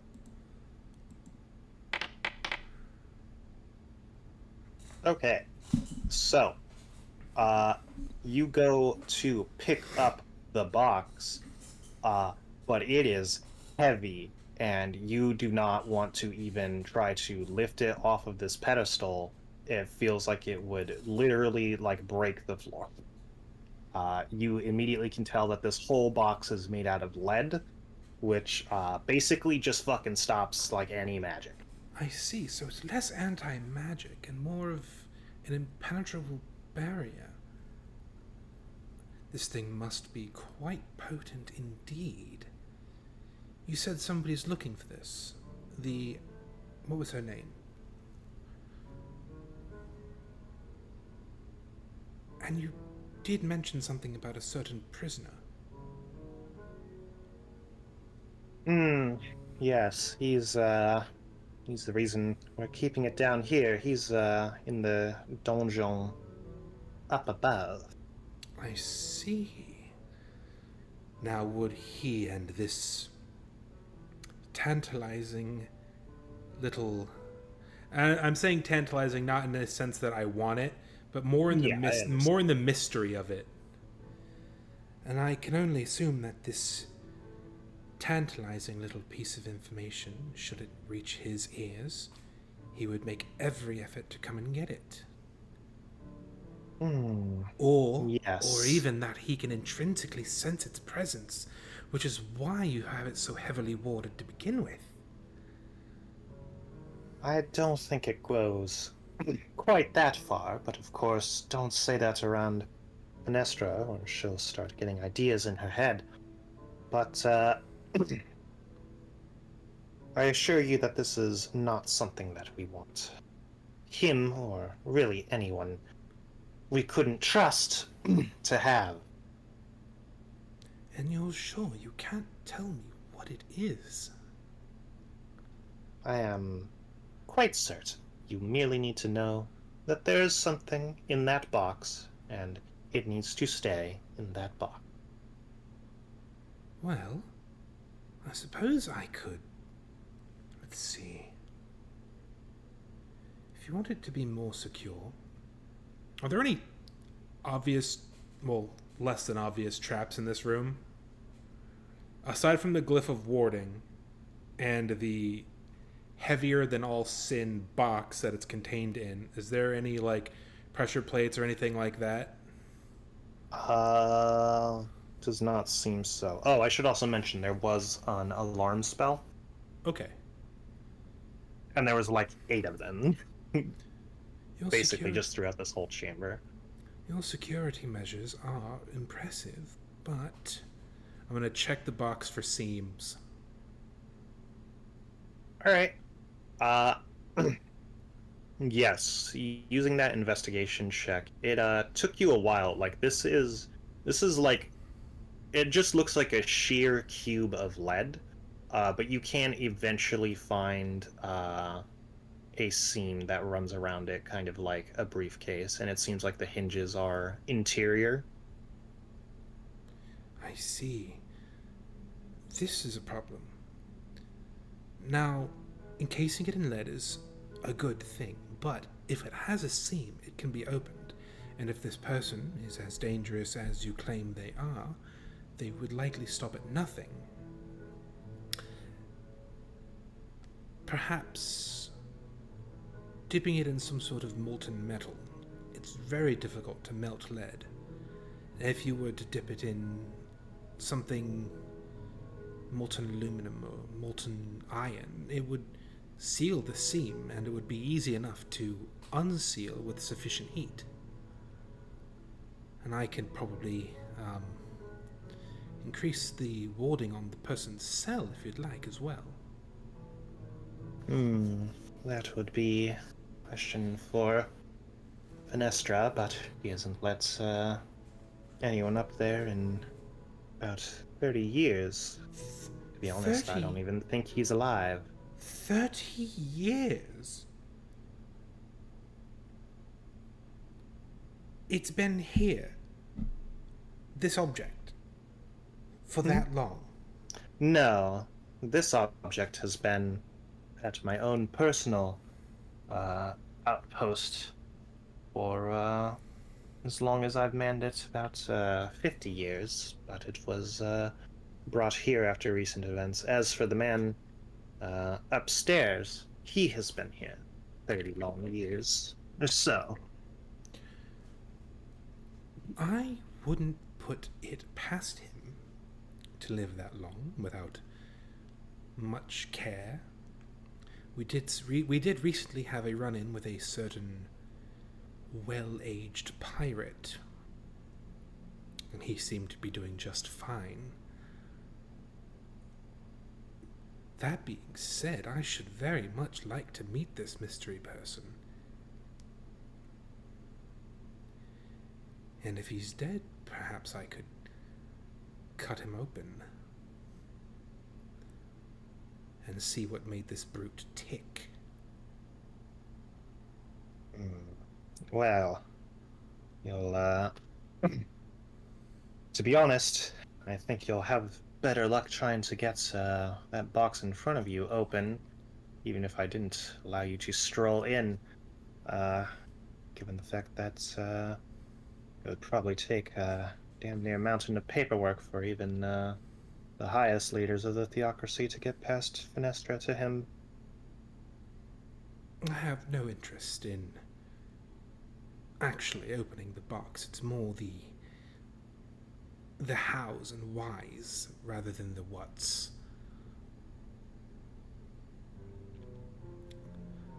How did you discover that lead blocked any traces of a magical signature? Oh, just old mage's trick. It's been known about for quite some time. It's just obviously lead. Here in the Can Underdark, reduce one's lifespan, and then even further, it's quite heavy and quite hard to make anything of use out of. Here in the Underdark, aren't Susia flowers quite common? They naturally have anti-magic properties, and you could easily grow them down here, although that would likely depower the warding. Interesting. Yes, and what happens when an anti-magic field comes in contact with an anti-magic field? That I have not had the pleasure of learning yet. You see, my knowledge is mostly theoretical, which is why I am journeying beyond my noble station to begin with. Well, if anti-magic is created by its own form of magic, then more anti-magic also reduces it. A negative and a negative. I see. Contradictory reaction, nullifying the anti-magic to begin with. But lead is no such thing. You really have thought of everything. I dare say the only help I can truly offer is just encasing it in a seamless material.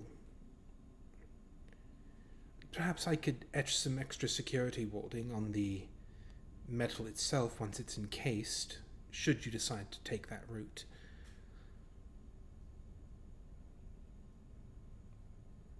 Okay.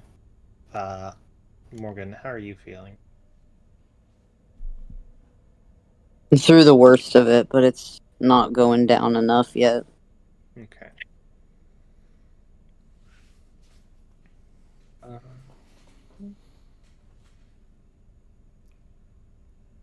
Third person Ada cutscene if Morgan's not feeling up to it yet. I can interact. I can try. Yeah, if you're not feeling up to it, let me know. We can go to a different POV. But it's kind of while you're looking at this box, Yen, you're there, bored out of your mind, hearing all of this technical speak. that Blah blah blah. Place name, proper name.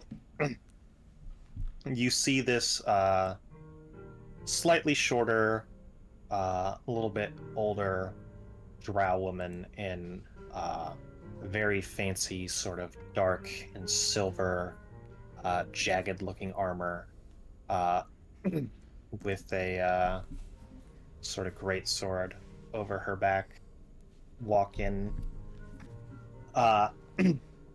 and she's just like, "Damn it, Minoya! You need to clear these things with me first. Who are these people? I want them out now. And they should absolutely not be near such a thing. I don't care if you're in charge of it. If you're going to let people in here so easily, you shouldn't be." I'm going to curtsy and say, "My apologies. I assume you are the warden?" Oh, hold on.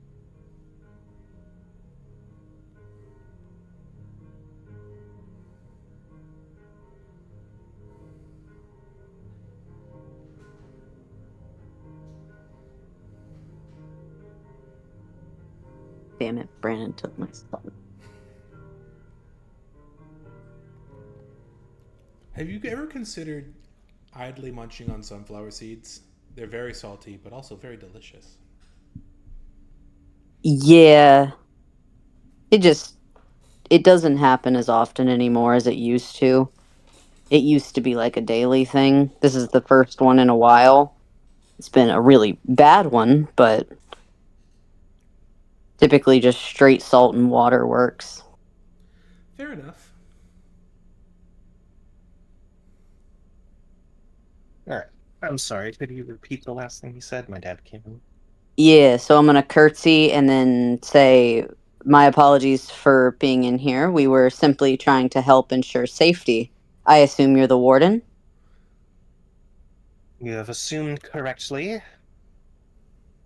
It's an honor to meet you. We truly were just trying to help out. We hear that this object is of great importance and wanted to make sure we do everything in our power as people who know magic and tinkering well and want to make sure this item and your people remain safe. Uh, she like kind of turns her attention away from you, and she's like, "Be that as it may, Minoya, you are not allowed to go over my head on these sorts of things." And you see Minoya kind of stands up. Again, she's a little taller than Finestra, and she's like, "We are equals here. I can make decisions regarding my own duties as I see fit."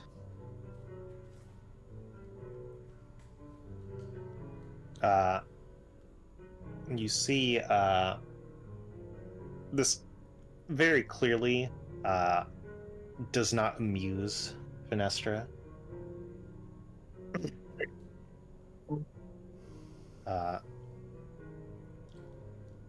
She's like, "I assure you, I know what's best for this place. That is why I have been in charge of it and not you. I will speak to these two on my own as to best judge their capabilities."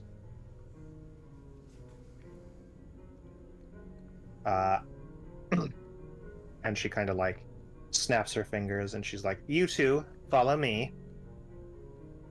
Of course.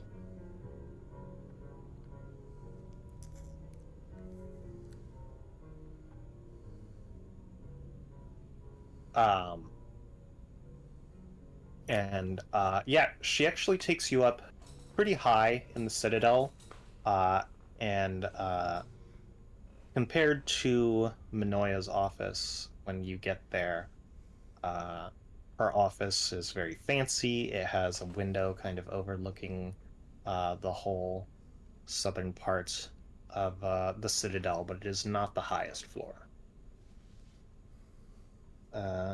You kind of see her standing with her back to you, her arms behind her back, looking out the window. And she's like, "All right then, who are you?"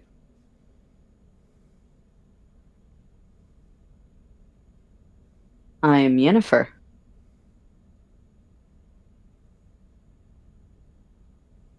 See.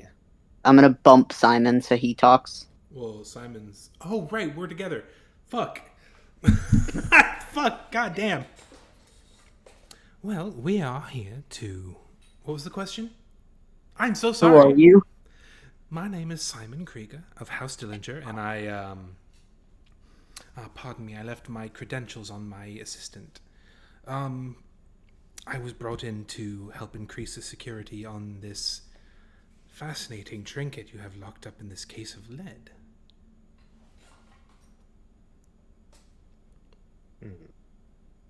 I see. And as I assured the other one, I have no interest in what merely the whys and the hows.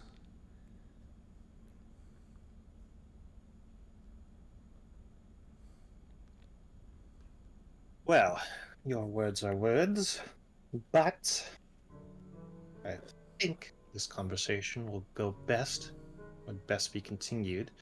And you see her snap her fingers, and you see this glowing white circle kind of appear around you. Yeah, I failed my wisdom save on purpose.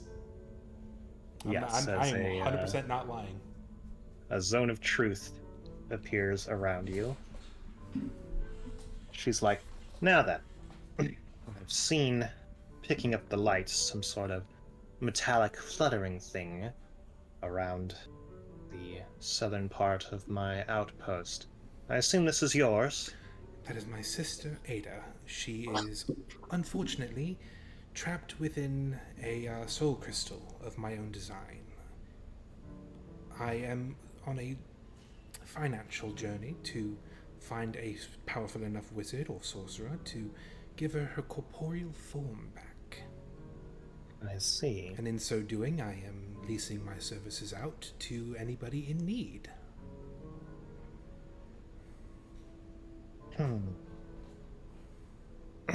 All right, then. Well, what is she doing flitting about? Probably just wandering. She doesn't have much to do here. Go and give me a wisdom saving throw. Oh, that's right. Fuck. God damn.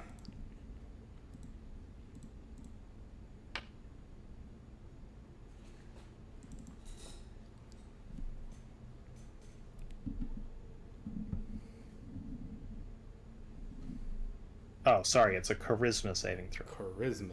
Okay. Well, I rolled a 19, so it was a 19. Because my my charisma is a flat +0. All right. Let's see here.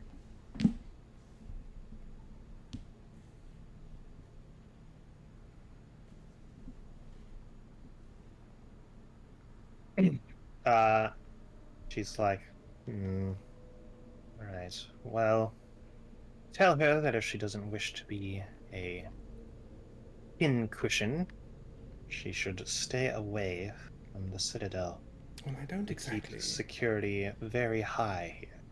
I don't exactly have a psychic connection with her, but when I run into my companions with whom I sent her off, I will certainly let her know. Well, best hope she's smart then, unless she wishes to become target practice. Now, that being said, I did have a fanciful idea. The security on this box is certainly high enough. But what if you were to, I don't know, make it more deadly to approach? I've been tinkering with the idea of a thermal reaction between oxidized iron and aluminum powder, which could make for an excellent explosive. It burns incredibly hot. Anybody who decides to wander idly by in search of something they shouldn't be searching for, and I would certainly like to see the reaction myself. And would there be a way to access the object inside without causing the explosion? Not if the security measures I recommended were put into place. Encasing the led in a less sturdy but more seamless metal like iron or even steel would eliminate the seams, making it impossible to open without a furnace to melt the metal ahead of time. The explosion would very likely dent the metal, but it would be next to impossible to get it open without first completely melting the metal surface. Well, therein lies the problem. If we wish to encase it away to never be seen again, we would merely do as such, or Well, perhaps surely you try our have- best to destroy the object. But it is in a box, which is meant to be open. Well, surely you have access to forges and furnaces down here in the Underdark. There are Duragar.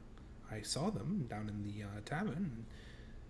Perhaps one of them might be willing to lend you a forge. We certainly do, but we also don't need the box to explode every time we wish to move it or whatnot. Fair enough. Like I said, mine is the how and why, not the what. I'm just curious to see what would happen. You could use a lesser reactive formula. Something still exothermic, but not as reactive to movement. Nitroglycerin. No. Exactly. You could do something like potassium iodide and water. Very exothermic, but not very reactive to movement. Powdered sodium might work. It's loud Sodium's and, it's loud and flashy, and it reacts violently with water, and it wouldn't cause damage to the box, just to the eyes.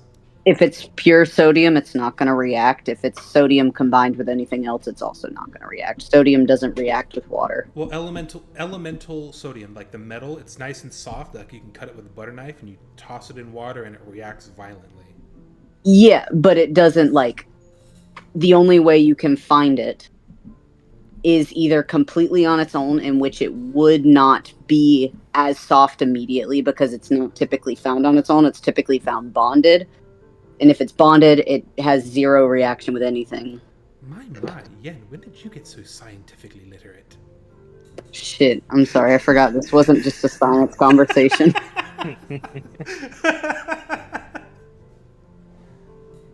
Or perhaps white phosphorus. It burns brightly enough to blind anybody. Ooh, I got an idea. H2O2 and potassium. Potassium powder, specifically. That shit would work. Tell Tommy what that does so that Simon can say it out loud. That is the basis for elephant toothpaste, but specifically the kind that goes kapow. Oh shit. That's So actually... very much so safe, but very much so exothermic as well. I say that because I don't remember the exact thing you said, the formula. H2O2 or hydrogen peroxide and potassium powder.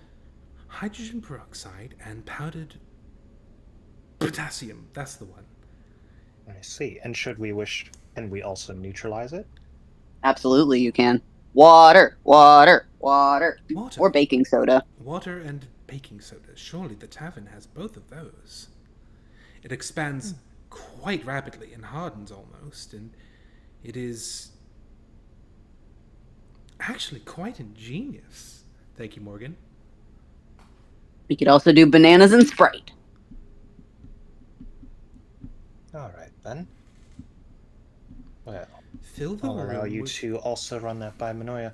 But I've also been hearing whispers of a certain group wishing to speak with me about other things. I assume that's you, as well as your friend, which I recently received a report of, was caught in a bit of a scuffle with one of my guards. Was it the scrawny one? Iron Teeth? The guard, when she punched her in the mouth, did mention it hurting her hand more than she thought. That would be Avery.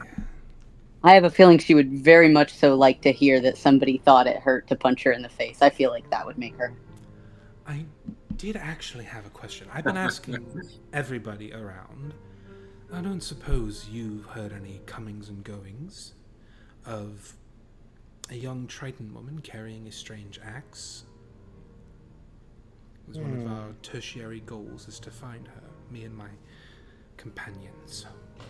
Well, Tritons rarely end up around here, so I'm sure I would note if I saw one, but also the only reason I would probably see one is if they ended up in one of my prison cells, which I currently house no Triton.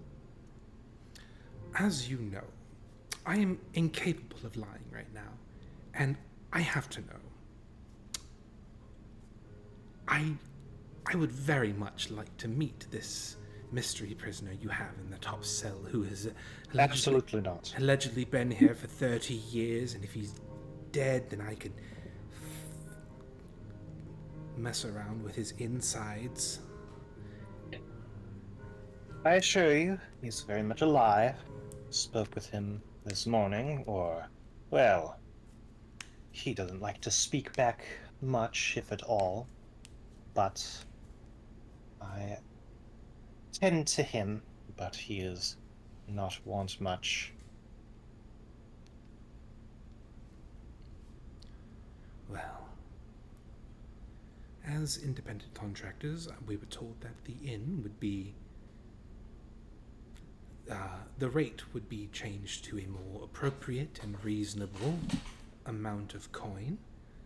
So if that's all you would have of us, I think we would retire for the evening.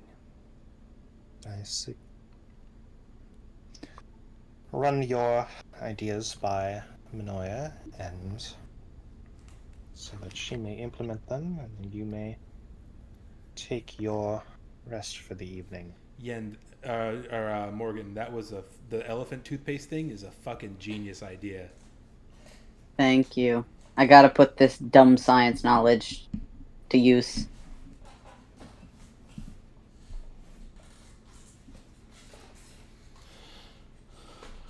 Are we missing anything? Did I forget to ask something?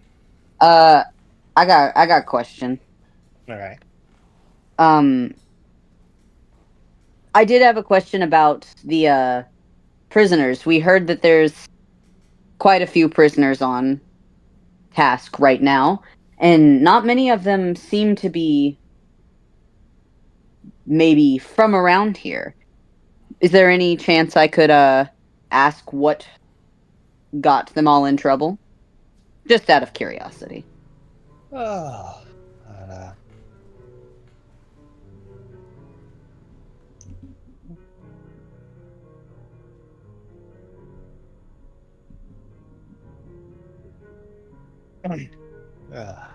you see, Theron Aranzan is not exactly a popular tourist destination, but we do have some folk who are not, I suppose, native to the area. And while most of them are good visitors, citizens, and whatnot, some opt to break the law in some way or another. And instead of keeping them within the prison cells there, with the other drow, we opt to take them here, so that if any of their more home states wish to take them, they can. If not, then they simply serve out their sentence here. Simple die. I also have been made aware several times that you seem to be a very busy person. And once again, we have made a habit to help people. Is there anything that we could help you with? No, if I wished to delegate any of my tasks off to another, I would have done so, but all of these tasks need me and me alone. So you're just that important, huh? I think that the best way to get things done is to do it yourself.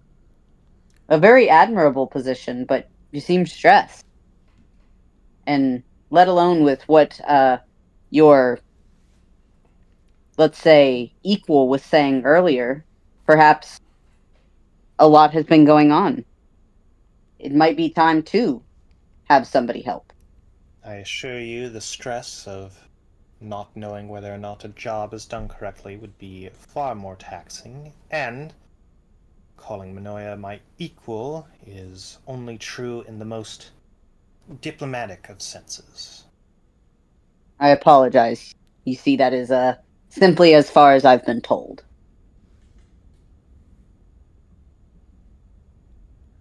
Call it a scientific curiosity, and I would very much like my services to be rewarded in kind.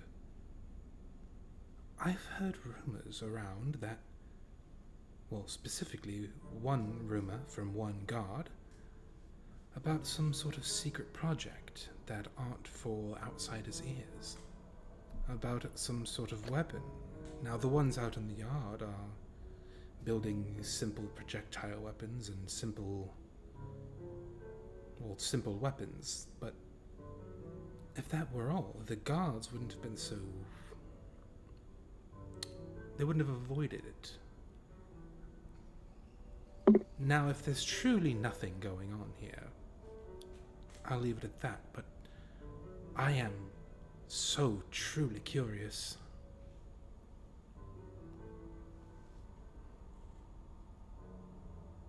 I assure you the god just wished to keep what he saw, and saw correctly as a civilian, away from the prisoner population. As for if we needed a weapon with more kick than what even my own sword could bring, I assure you we have such things on premises. I see. Fascinating. And would I be permitted to take a look at such things? No. You can't blame me for trying.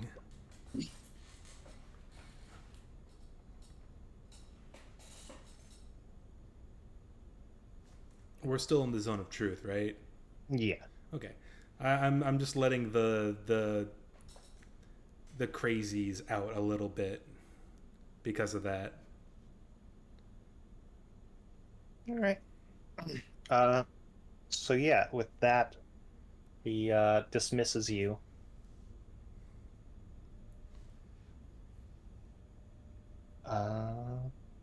What do you do? Where do you go? Do you tell Manoia about your sort of breakthrough thought that you had? About the elephant toothpaste? Yeah, absolutely. Mhm. All right. Elephant toothpaste. Hear me out. There's this man named Mark Rober. You need to check him out on YouTube. He'll show you how to do it. Put it on the box. Yeah. Link in the description. Link in bio. I pass along a few ideas: simple bombs, thermite reactions, and the elephant toothpaste, which is the one that I like. This is the one you should definitely go with. I'm gonna hand her a bundle of bananas and a can of Sprite and say, put that on there too. She's like, Elemental okay. elemental potassium powdered really is the best course of action, but I suppose you could distill it from a banana if you needed to. Since we're giving grocery orders. She's like, I see. Touch it without knowing, get your hands blown off. Teehee. What's your favorite D&D session, Timmy? I like the episode where they talk about bananas for a long time. All right. Yes, you are escorted out of the citadel back to the tavern.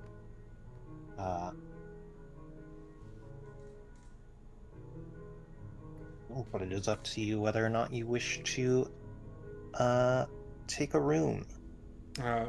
Simon just kind of rubs the bridge of his nose and apologizes for the weirdness. Sorry, I was having a bit of trouble masking the mental disorders. That's all.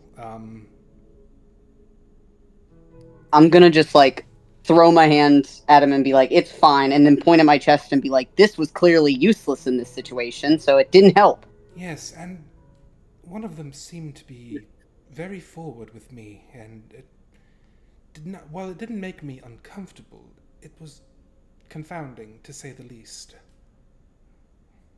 I love that it was the exact opposite of tits. It was fucking science and like like I know. nomenclature. I'm Like just the gonna, opposite. after that comment from Simon, I'm just gonna slap him on the back and be like, "You'll get used to it."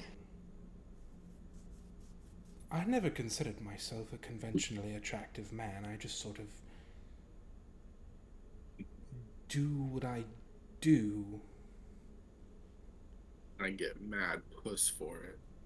All right. Do what I do. Mad I would largely consider Simon ace. Maybe like hardcore demi. Like he has to be like really really close to somebody. Yeah. Interesting. At this point, Simon, Ada does return. You were spotted.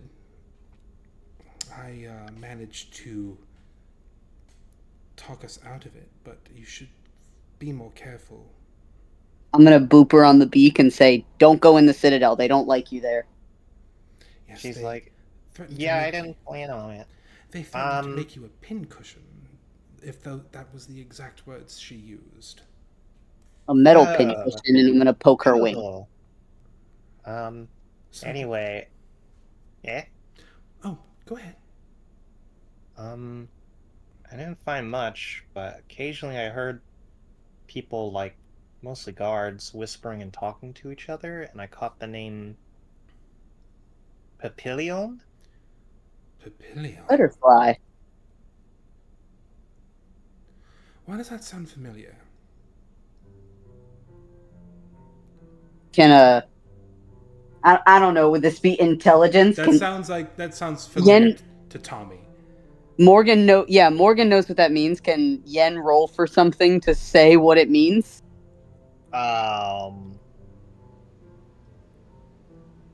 Like, The word papillion, the definition of it, or why it sounds familiar? Yeah. sure, you can make a history check. I was hoping you were gonna say that.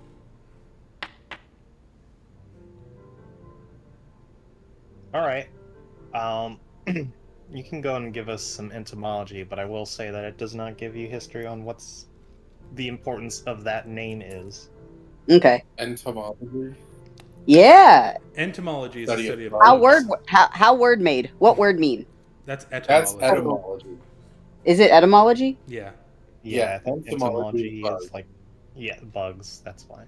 Oh, hey, I know that too. So el papillon means butterfly in French. And it's why the dog got the name, because of its fucking ears look like butterfly wings.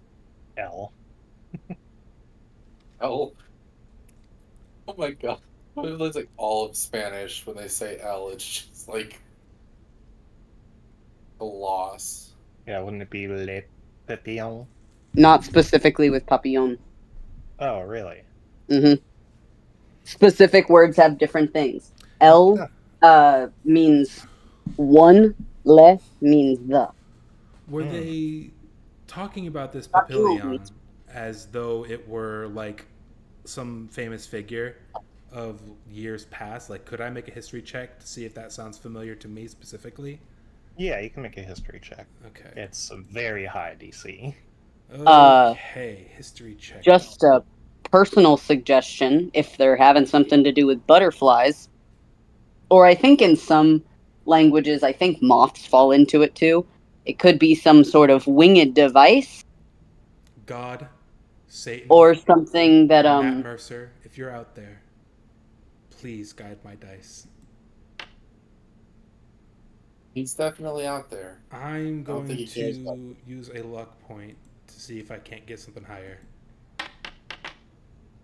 Oh, I'm gonna use my last luck point because a 4 ain't gonna cut it. Gods Now, above, with the- please. Okay. Could it have With the something lo- to do with metamorphosis as well? 21.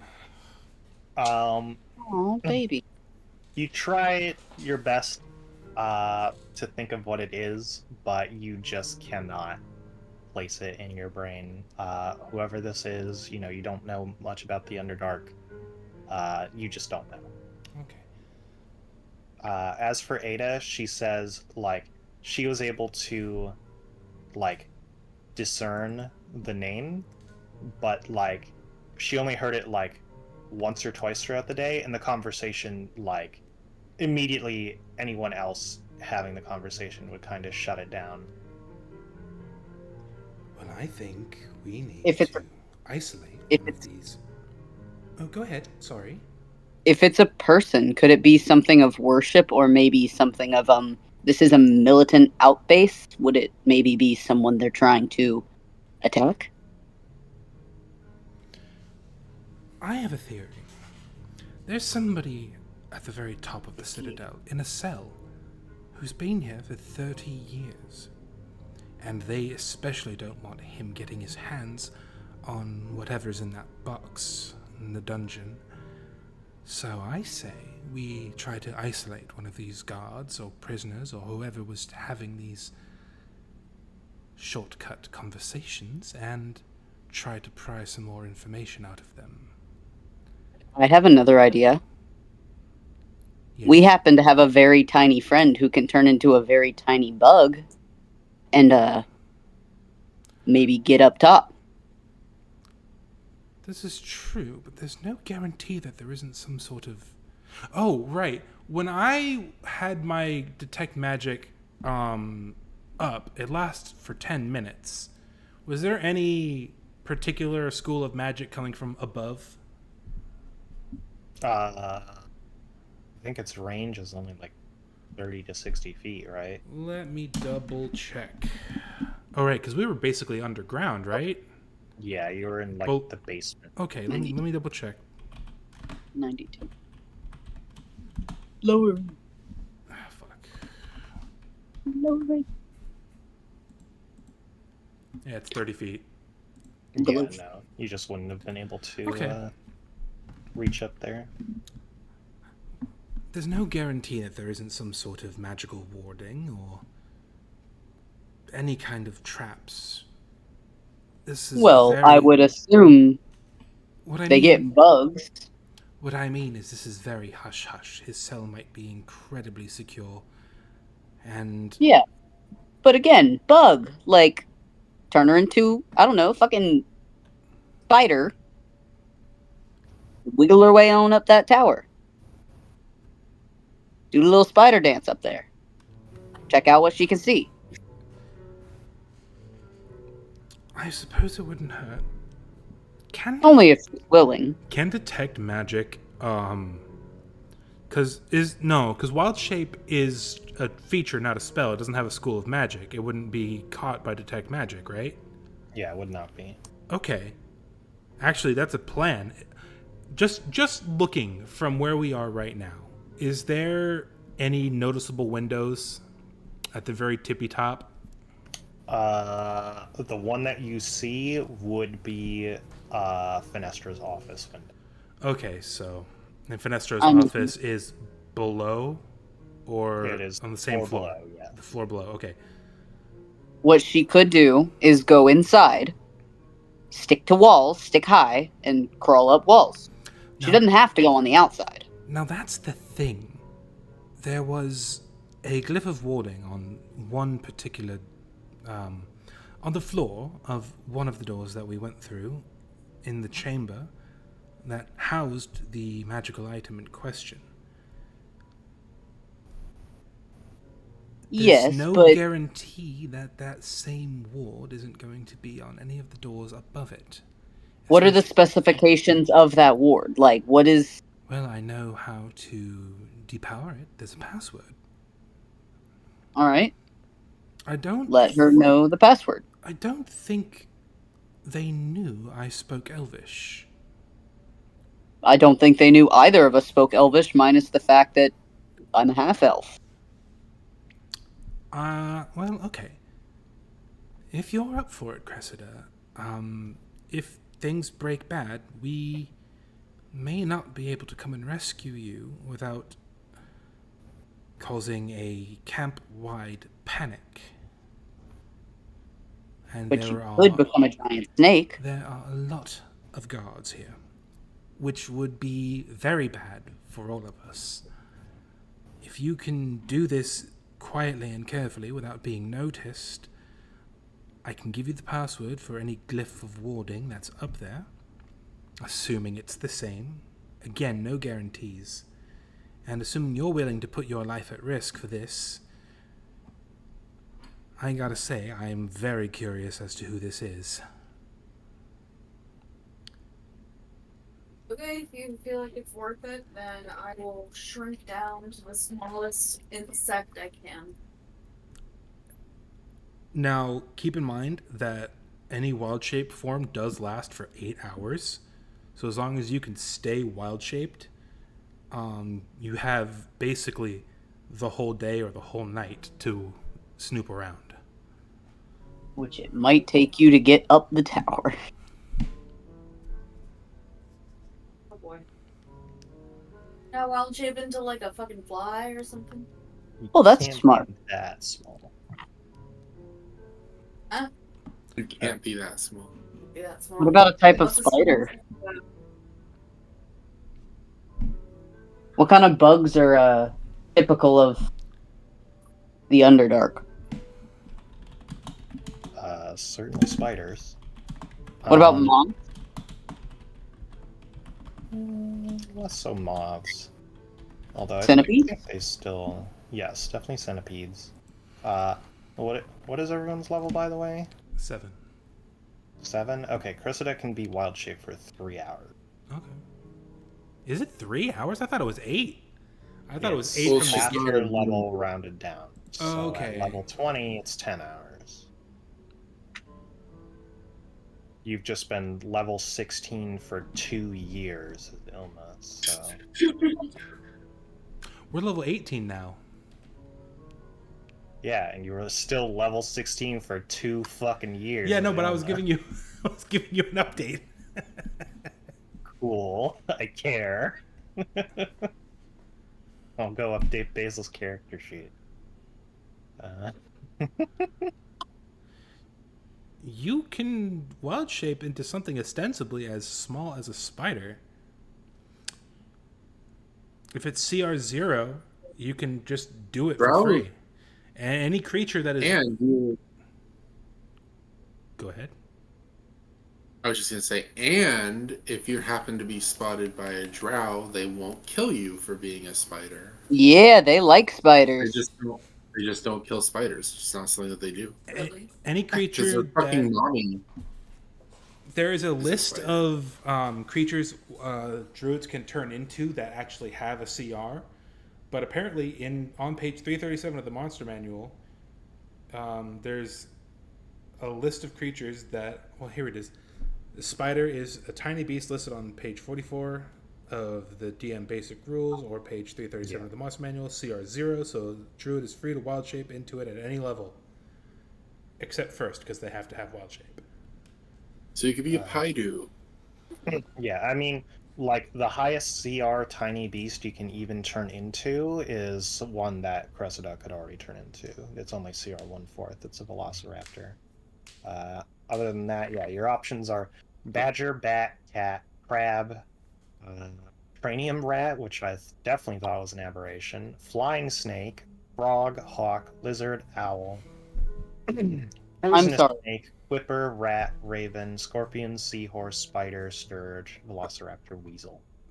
I'm sorry, you've had the option to be a velociraptor and you haven't once fucking turned into a velociraptor? I had no fucking idea! Oh boy. You keep a fucking spell book. How do you not have any idea? I haven't written down all the wild shapes yet. That's like the vital part of your fucking class. Be a velociraptor. Be a, I don't care about the spider anymore. be a spider. Get up there. Be a spider for now. Be- though. I am going. Can I? I'm gonna try and think back to see if I've seen any spiders around this camp or not. I know it's populated by drow and we're in the Underdark, but it never hurts to be safe. Like, yeah. Like, Okay. you are like, oh, is there a Uh, spider around? Looks into corner of tavern, sees web with spider in it. Okay. what color Yes. were the walls in the Citadel? Like a dark gray, black, Hmm. obsidian kind of color. Uh. Fuck. What kind of spider would be best for that? A black widow. No, Black Widow's got red. Stands out. Huntsmans are very fast. Huntsmans are super fast. Huntsmen are fast, but they're typically big or And they larger. don't create. Be a daddy long legs. Daddy long legs are brown and light at that. Yeah, but they're also Fucking- very spindly and hard to see unless you're looking for them. That is true. They Uh, are very hard to see. But they're also very slow. If it's gray, That's right. I'm trying to climb up a tech- you could be a furrow spider. Furrow spiders work. Pretty sure like any spider will do. I don't feel like this is a Okay, how about I'm this? going to I'm just do a suggesting spider- gray spider. How about this? What kind of spiders have we seen around? I'm gonna assume very common Underdark spiders, right? Yeah. I'm just Mimic- gonna fucking wild shape into a spider that is fucking Be a native to spotted- the Underdark. Can you be a spotted orb weaver? I'd rather not be a spider at all. I'm getting the heebie-jeebies. But spotted orb weavers are cute. They got Wonder. fat fuzzy butt. So are jumping spiders with their little That dance. was Oh. fun. You can be- I mean, you ain't wrong. You can but- be one of those cute little Yank. jumping spiders, Catherine, that shake their hands in the Yeah. air. They shake their hands in the air. And like you got little big. Lucas spider. Oh, Yeah, it's- they stick bugs in their mouth and they try to eat too many. I'll be a peacock spider. Put on a little dance. That's like if if a bard was also like subclass to the druid. You're not wrong. Mm. Hey, No. Catherine spouting out D&D knowledge. Sorry. No, it's good. Oh wait, we completely forgot about cellar spider. Oh my god, the type of spider just it doesn't matter. Just a spider will work. I'm going through spiders. Spider. Google's list of Good spiders. God. Do you think I'm not? I literally have a Google page open of spider types.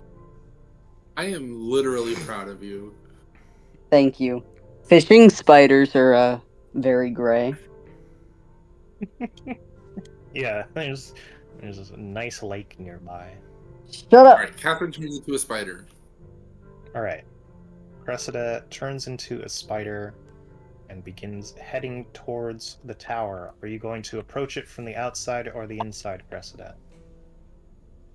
From the outside. Okay. Alright. You Jesus, let's...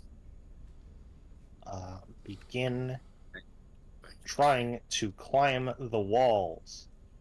However, they are slick. You slide down them. But I got sticky stickies. It's probably so the prisoners can't like climb the walls to escape or something, right? Yeah, So, That actually is like, well, yeah, what if one of the prisoners is a druid? Like, I didn't think about that. While Catherine is attempting to infiltrate, I am going to go with my initial plan B, and I'm going to try and get one of the guards alone and ask him about this Petillent. okay.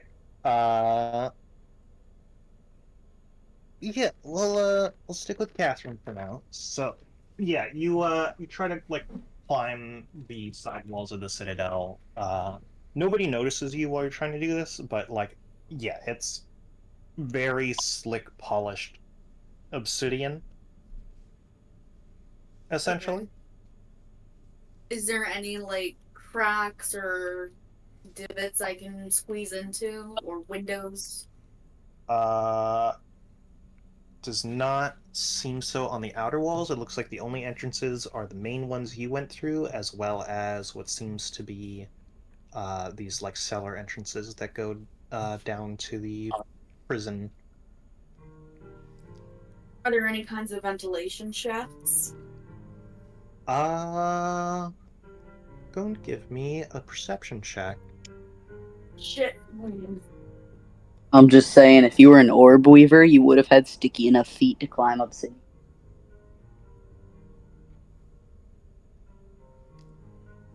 You said perception? Yep.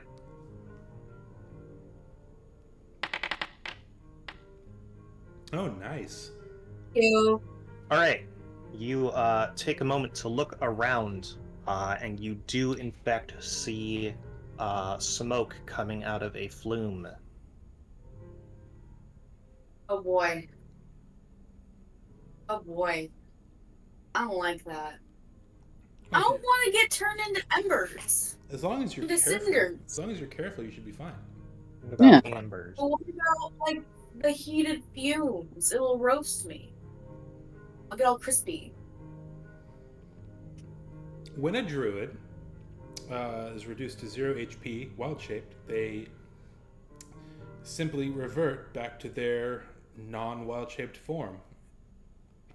You won't be crispy spider. You'll just be a slightly singed Cressida, and then you Crispy spider. and you can just use. Yeah, and to be fair, with this all in mind, burning a spider doesn't typically kill it. It just kind of fries its exoskeleton first. So you'll have your insides. That's the vital part. I think I'm gonna ask if there's a door I can crawl through. Yeah, like I said, there's the main entrance you went through, as well as to either side of it, there are like cellar entrances that the prisoners go in and out of. Do I know what the inside of it looks like? You know what the inside of like the main entrance looks like because you went through there. You do not know what the cellar prison area looks like. Okay. Are the walls the same color on the inside? Uh, they're a little lighter, but yes, generally speaking. Would I blend pretty much, like, well enough? Yeah. Okay. Alright, I'll just Hold make on. my way through. I'll be right back. Um, I heard my dad made a loud noise, and he's a big dude, and I want to make sure he's okay. All right. I'll just, like, climb through the door from the top over the door hinge and then just do like a U and go up on the inside. Okie dokie. Yes, so you are now in the sort of interior walls. The main issue you kind of see now is that like you would essentially just kind of be going across like an open field to get to the tower from where you are now. I can't climb on the walls to get there. No. So like how this tower is set up is it's like a citadel with walls and then a large courtyard in the interior which also has the tower. All right, my dad's fine. I'm Okay. back. What did I miss? Are there any like thickets in the courtyard? Thickets? Not really. It seems like they like specifically try to keep the area clear. I will note that it is also acting as sort of like, or at least portions of it are acting like the yard for the prisoners. Okay. Are there any prisoners or persons otherwise that are in the courtyard right now? Yeah, you see some guards are doing their patrols, and then there is some prisoners currently out in the yard. Is there grass? No. No, it's just paved. It's not paved, it's just like dirt and sand and like rocks, and you kind of see there's like an indent where like the main paths are. Okay, got you. Okay, I'm gonna move my way toward the tower and try and stay out of sight as best I can. If I find a stick, I'll go under it, stuff like that. All right. Yeah, go and make a stealth check for me. You'll have to use the spider's stats, so you might have to pull that up. You keep your mental stats, your intelligence, wisdom, and charisma, but you have the spider's strength, dex, and constitution. Yes. Which, interestingly enough, is different from polymorph. It does change your mental stats, just not your alignment and personality. What the fuck? Yeah, it's weird. I guess one is sort of against your will, and one of them is specialized, you know? Yeah, one is anamorphing. Can you guys So hear what my do I cat roll? yelling? No. She is just begging for attention. Come here, baby.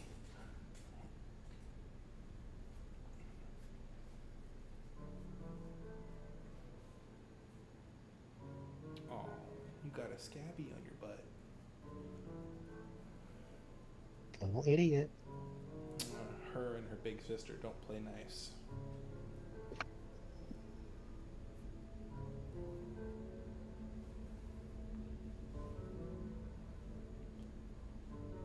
Morgan, you've seen my fat cat, right?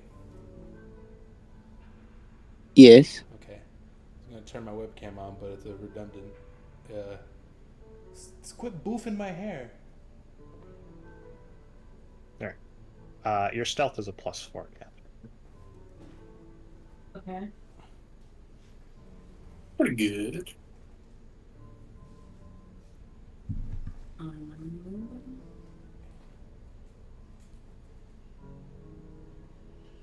would move up. It would be 1d20 plus 4. Oh, okay.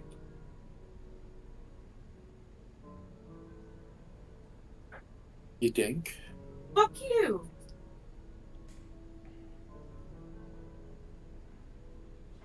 You spotted dick.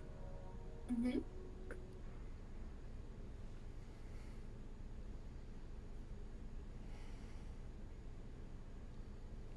I'm working on it. I believe you.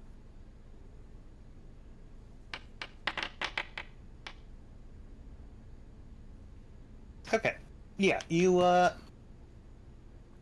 managed to take the time to sneak through the field. And you are at the Citadel proper and kind of climb in through one of the main entrances. Cool. What do the walls look like in there on the inside? Generally speaking, the same as before. It's all kind of made out of the same material. It's just there's like more, I guess, decorations on the wall, paintings and stuff. And the outside, I'm guessing, is the same slick surface as well? Correct. Okay. Alright, I'll scurry my way up to the top as best I can. Okay. On the side. Yeah, can you go and make a stealth check for me?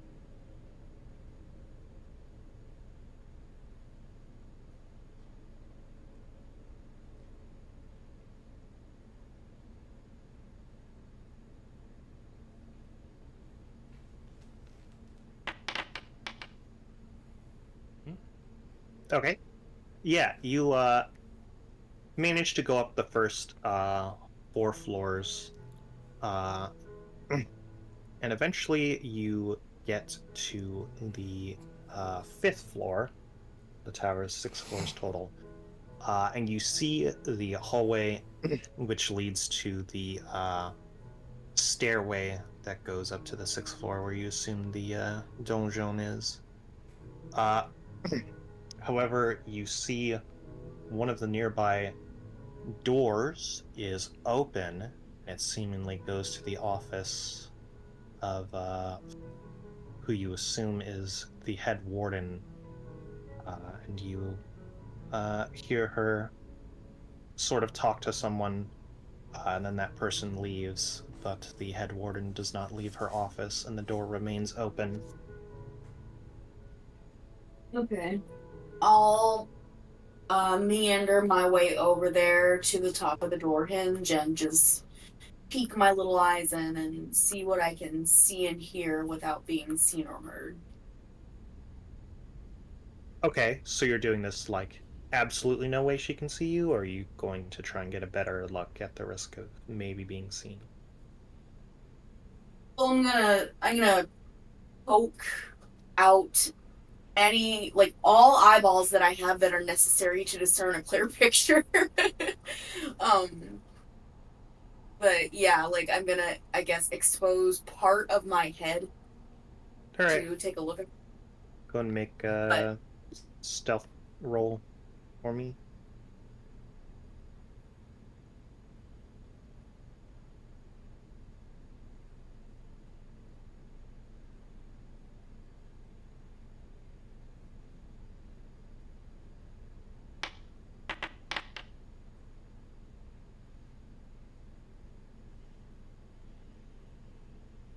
All right. You go to poke your eyes out, and you see her looking at some papers. And then you see her gaze begin to quickly shoot up at you. What do you do? Pretend to be hunting I for a freeze. bug. You freeze? Yeah. Okay. Yeah. She essentially makes eye contact with you, and you see her begin walking over to you.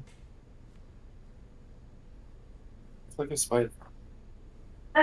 Yeah, a spider wouldn't have noticed if eye contact was made, but a spider will notice if something is approaching, so I will at that point start to scurry away and out of the room.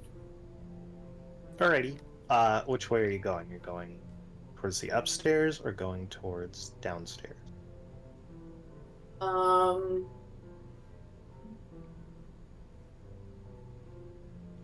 um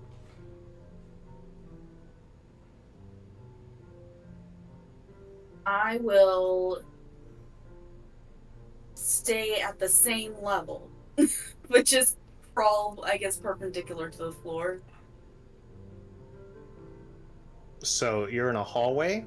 So if you're trying to get away from her, you either have to go back towards a lower floor or the upper floor, or I guess you can try and see if you can slip into a different office. Okay, gotcha. Okay, I'll start going downward. Okay. Down by the. Yep. Yeah, you see her walk out. You kind of start scuttling that way. You see she just kind of watches you until you eventually kind of scuttle out of view, and you see her turn around and go back into her office. Okay. Alright, I'm gonna go the other route now. So what are you doing?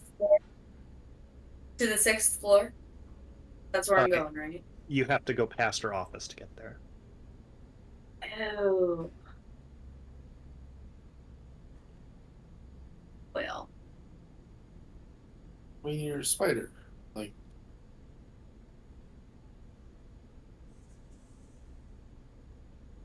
I feel like if she was gonna quish you, she would have quished you by now. True.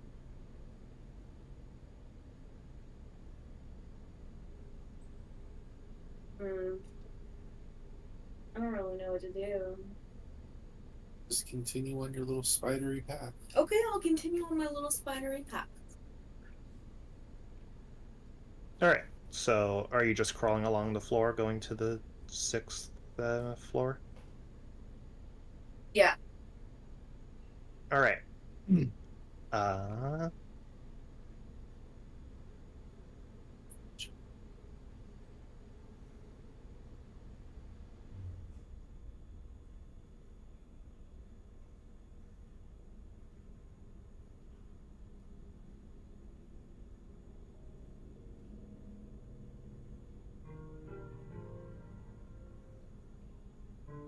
okay.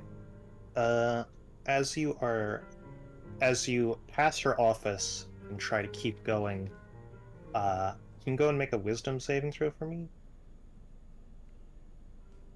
As myself? Yeah, you keep your mental Yes. stats, so you'll just roll a basic Okay. Cressida wisdom save.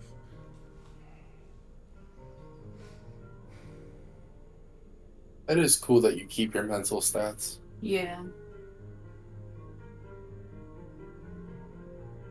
You said a save? Mm-hmm.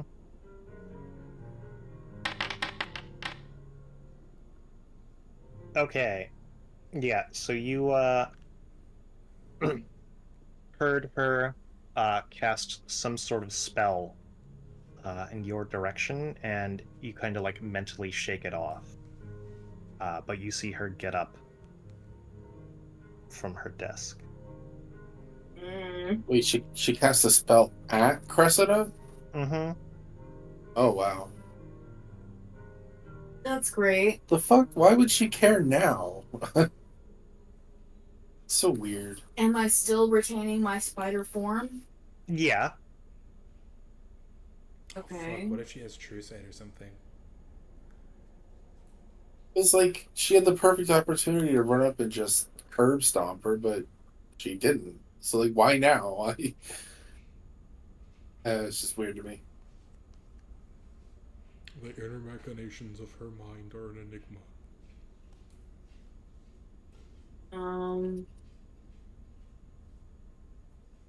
I guess I'll fucking go back then.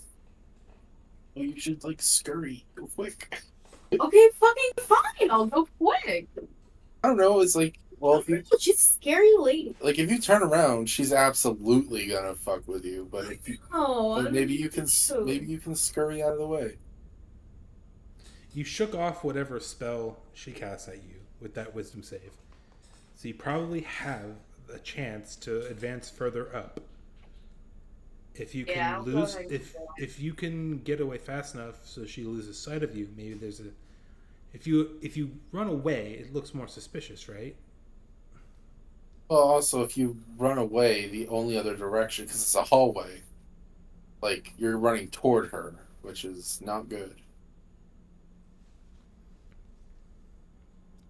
So yeah, Well, if I were you, you're still at the doorway.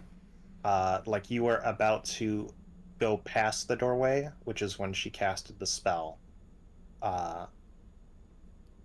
So you still have a chance if you want to turn back where she isn't behind you. But if you keep going forward, she'll be behind you if you try to turn back.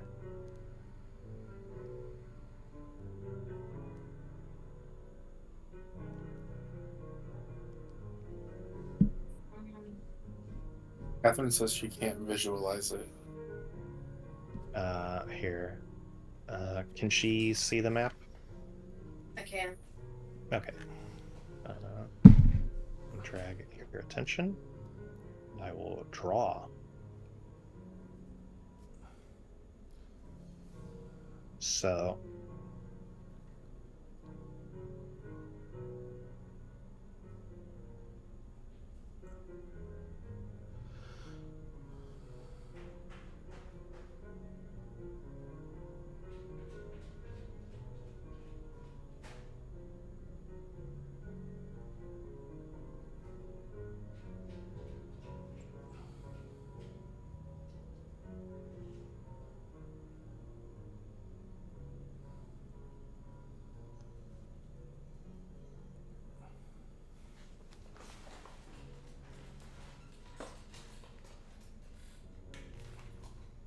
Alright. So, you are.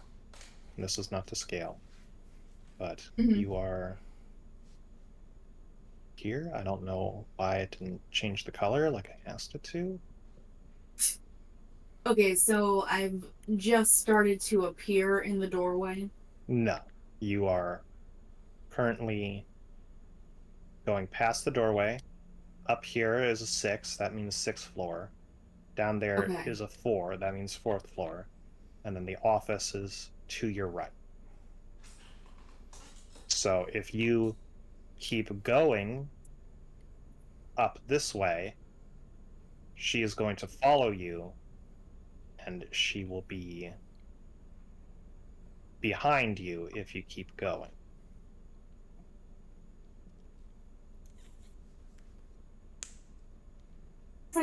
I understand how the hallway connects a 4th and 6th floor. Is it a It's staircase? because you're Yeah. on the 5th floor. The office is technically on the 5th floor. So basically, the 4 means a staircase down, and the 6 means a staircase up. Yeah. Okay. All right. I think me presenting you with a choice: either continue at the risk of being pursued, or retreat at the risk of being less pursued.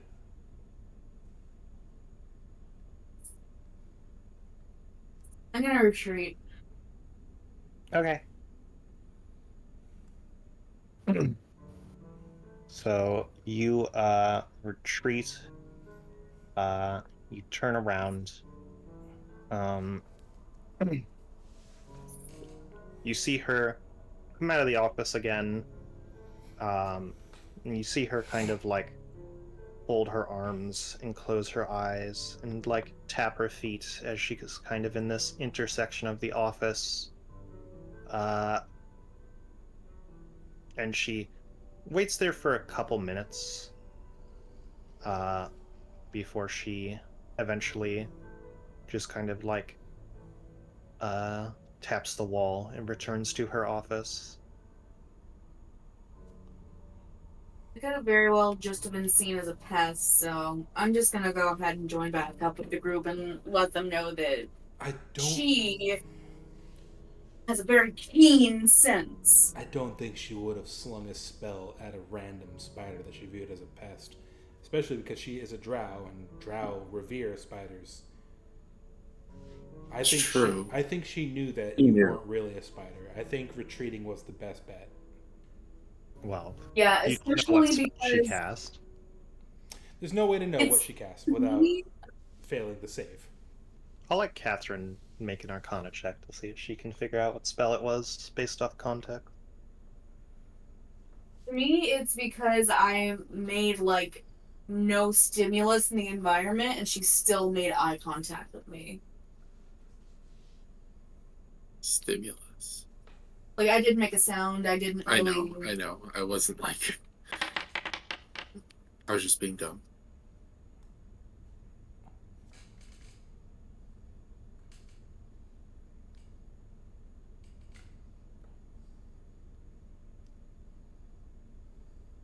Okay. No, you couldn't discern what spell it was. Damn, I'm all curious now. Me too. Let me see what I got. Hold on. You got a 13. I don't think you have anything. Hold on. I got a +5. Oh, I really want to know. I'm gonna use it. Okay. Yeah, you only needed a 14 total. You had a 13. So that's Damn. enough. She casted Compelled Duel on you.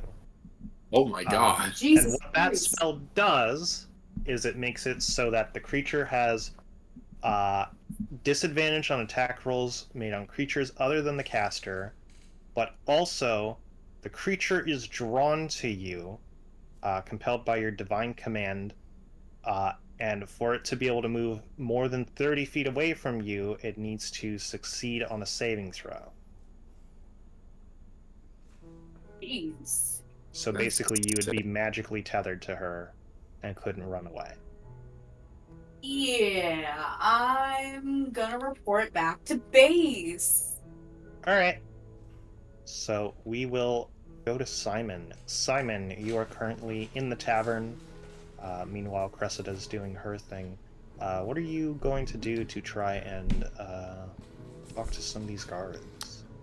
Well, first off, Vestuvius is the gossipy sort. I'm going to slide another couple of gold coins his way. Does the name Petillent mean anything to you? How loud do you say it? I'm basically whispering it to him. All right. He kind of looks at the coin and looks back to you.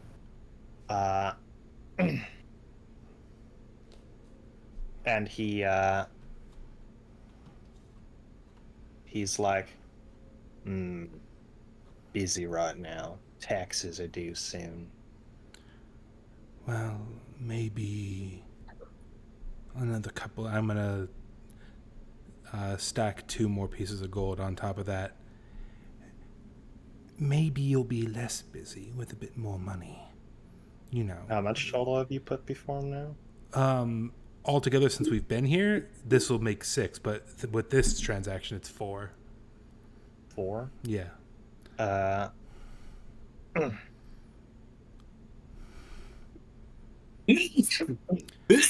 suppose if taxes are due, maybe this will help a little bit. He's like, No. Wow. So stupid. He's like, I appreciate the effort, but it will barely cover the cost of one room. Right. How much do you owe in taxes right now again? Let's see here. Given the rooms I've given out this month, probably about some odd 28 gold. 28 gold. So, if your taxes for this season were paid off in full, your brain would be more free to conjure other thoughts, rather than the stresses of paying the bills. Probably, especially when I'm on break around the back in about 15 minutes. Here's 30 to keep your mouth shut about our conversation. All right. See you in 15 minutes for that back alley blowjob. Whoa. Yeah, so he's like, all right then. And he just takes one coin and he's like, yeah, that'll cover a room for your type, and hold on to the money for now for any other rooms later. Of course, and I'm assuming the rooms come with a meal. Yes, breakfast or dinner. Fantastic, I'll see you later. All right. And I'm gonna go wait out at the back of the inn and smoke a cigarette, just kind of idly looking like I'm out for a smoke break. All right. Yeah, about 15 minutes later, you see Vestuvius walk out. He doesn't have the leather gloves or the apron on. And you see him pull out this very almost clumsily looking wrapped cigar. And he just holds it out for a light. Yeah, I strike a match and I light it up for him. All right. Yeah. So he takes kind of a heavy drag, and he's like, so about those taxes? Right, of course. And I hand him the 30 gold. All right. Yeah, he just kind of like with his apron slung over his shoulder, puts it in the apron pocket. And he's like, so you want to know about Petillent? I do. There's been rumors floating around in hushed whispers that we can't quite make out, but something tells me you, my good man, hear more than most. Tell you what I know. It's not too much. Been around here 20 some odd years, and Apparently he's only been around 10 more than that. You'll never meet him, Ooh, so- but you can get close to him. And he points up to the top of the tower. That was They what say he resides up there. I suspected as much. Interesting. What do you know about some sort of weapon that's been rumored to be going on, or rumored to be built? More firepower, more kick than your average crossbow, just in case the need arises, is how it was described to me. Building? Or, Not much that I know of. or but rather, if it's already built, where is it being stored? What's it for? as far as I'm aware, the only thing fitting that description was brought in when Manoia came in and started kicking up hell. Interesting. So, my suspicions were confirmed that Petillent is, in fact, the legendary prisoner who's been here for over 30 years. Yeah, You assuming and- he's still alive. Oh, we were assured that the person on floor 6 was just spoken to today. Well, they can say all they want, but they also say that only one person's allowed to see him. They don't even damn well feed him. At least I've never gotten an order. So she can say whatever she wants until proof is in the pudding, as it were. What was the head warden's name? I forget. Fenestra. Was it? Yep. No, what was it? Fenestra. Fenestra. Now, is there any way any palms could be greased around here to maybe convince this Fenestra lady to allow a visitation? Or maybe let the guards, accidentally look the other way for a brief moment as somebody passes by? I should very much like to meet this man. I think the only way you'll be able to see him is if you're walking over the soon-to-be cold corpse of Fenestra herself. What do you mean soon to be cold? Is there some sort of plot? Or are you No, implying that... I'm implying you'd have to... I see. The words needn't be said aloud. Well, thank you, my good man. I do hope the tax office accepts your payment in earnest, and pleasure doing business with you. He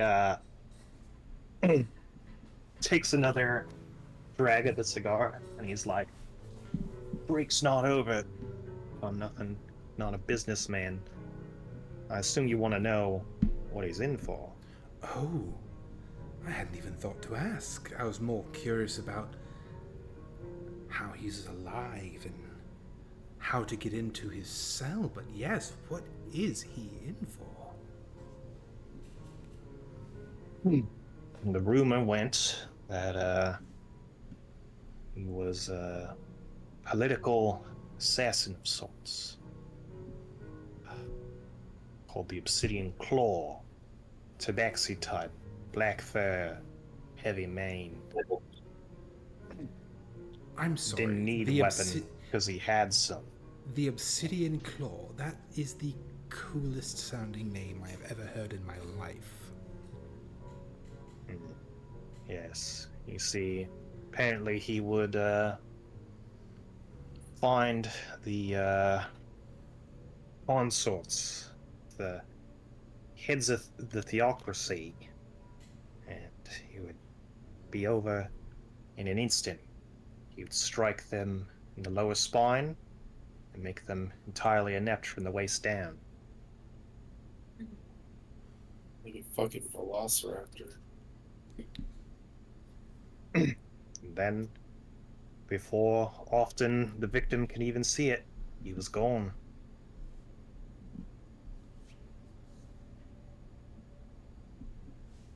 So why is he being held here, of all places? And what is that contemptible little trinket that they've got in their dungeon that would be so dangerous in his hands that they have to keep it lined with lead to avoid being detected? Are you saying this out loud to him? I'm sort of idly musing, but I am saying it out loud, sort of subconsciously. Yeah. He's like, well, I don't know how big the box is, but if it's something you can fit in your hands, sounds like something you'd want, not in the hands of a master of them as such. Well, it is extremely heavy. You know what? You have been a great deal of help. I assume that the extra I threw in will ensure your silence on the matter should you be questioned. They say talking is part of the job of being a barkeep. And he kind of takes another drag off his cigar. Never been one much for it myself. Excellent. And he kind of exhales, puts the cigar on the ground and said, "Break's over." And you see him head back into the tavern. Alright, I'm gonna finish my cigarette so it doesn't look suspicious. And I'm gonna throw it on the ground and stomp it out and meet back up with squad. Alrighty. So yeah, by this point you kind of come back in and sit at your table. And you see, you're kind of surprised. Cressida is back, looking a little weary-eyed. Oh, hello. Find anything out? How many eyes do I have at this point? What? How many eyes do I have by this point? Your wild shape definitely would have run out. Okay. Oh, hello, Cressida. Did you find anything out of import? Unfortunately not. And I relate to them what happened. Say that she has a very keen sense of observation. She definitely would not have heard a spider, as those are revered here. So, given the fact that she made eye contact with me without me making like any kind of disturbance, and then casting that shit on me, I just turned tail. Interesting. So, well, I come bearing news.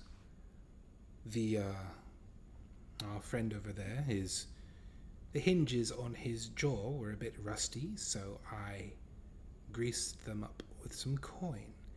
And he let slip that this Petillent is, in fact, the prisoner at the top floor of the Citadel. And he is a political assassin with a very peculiar MO. I should very much like to meet with this person. What's the MO? He paralyzes them from the waist down, right before he strikes the fatal blow. Why? Just for kicks? I would have to ask him myself. I will note, he never said that. He actually killed them afterward. Oh, he just paralyzes them? Mm-hmm. Oh, wow. That's fucked. Okay, I recant my story and tell it properly.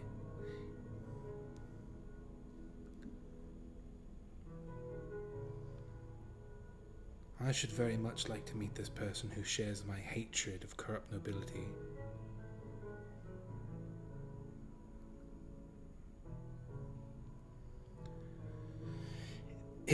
may be a terrible idea, but Oh boy. if you're willing to stand beside me in this, I would very much like to go up and meet him. But that will require... oh my fucking god, what's her name? It keeps escaping me. Finestra. Finestra. Finestra. Is it TH or an F? Yeah. F. Finestra. We will have to contend with Finestra, the lady who attempted to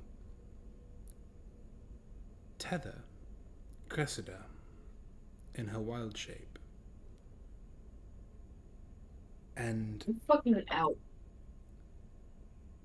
that leads me to believe... Well, hold on. There is obvious tension between her and her vice warden. Maybe she would be willing to aid us. We help her remove her rival in exchange for a meeting with this Petillent.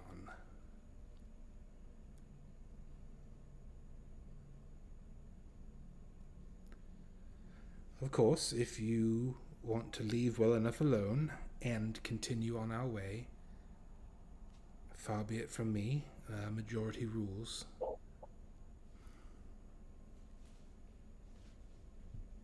The floor is open. Just so Avery can be part of this conversation, I'm going to say that this, like, half of the conversation is happening, like, the next morning. Okay. Oh, I forgot Avery wasn't here. Oh, I forgot Yeah. Avery got her shit decked. Just a bit. Yes, Avery, you wake up and you're like, this isn't a fucking prison cell. God damn it.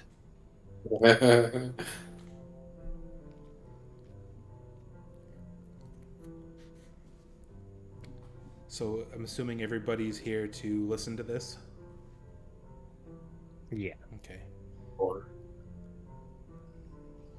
Again, I am not a leader. I'm not in charge of all of you. I'm just putting out a suggestion, and quite a selfish one at that, so I'll understand if you don't want to go along with it.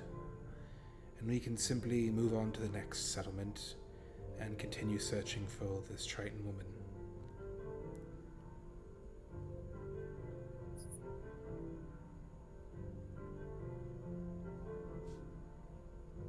Hey guys, we really need to go to bed. Yeah, so Yeah, I'm thank trying to you. wrap things up. I just want to Okay. kind of hear what everyone's thoughts on what's going on.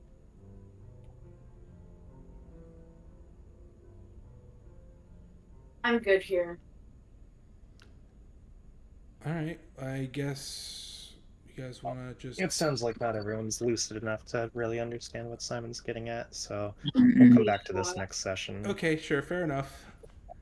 I tend to talk a lot. That's my bad. Good. All right. You're good. I've just been up for a while. Alright.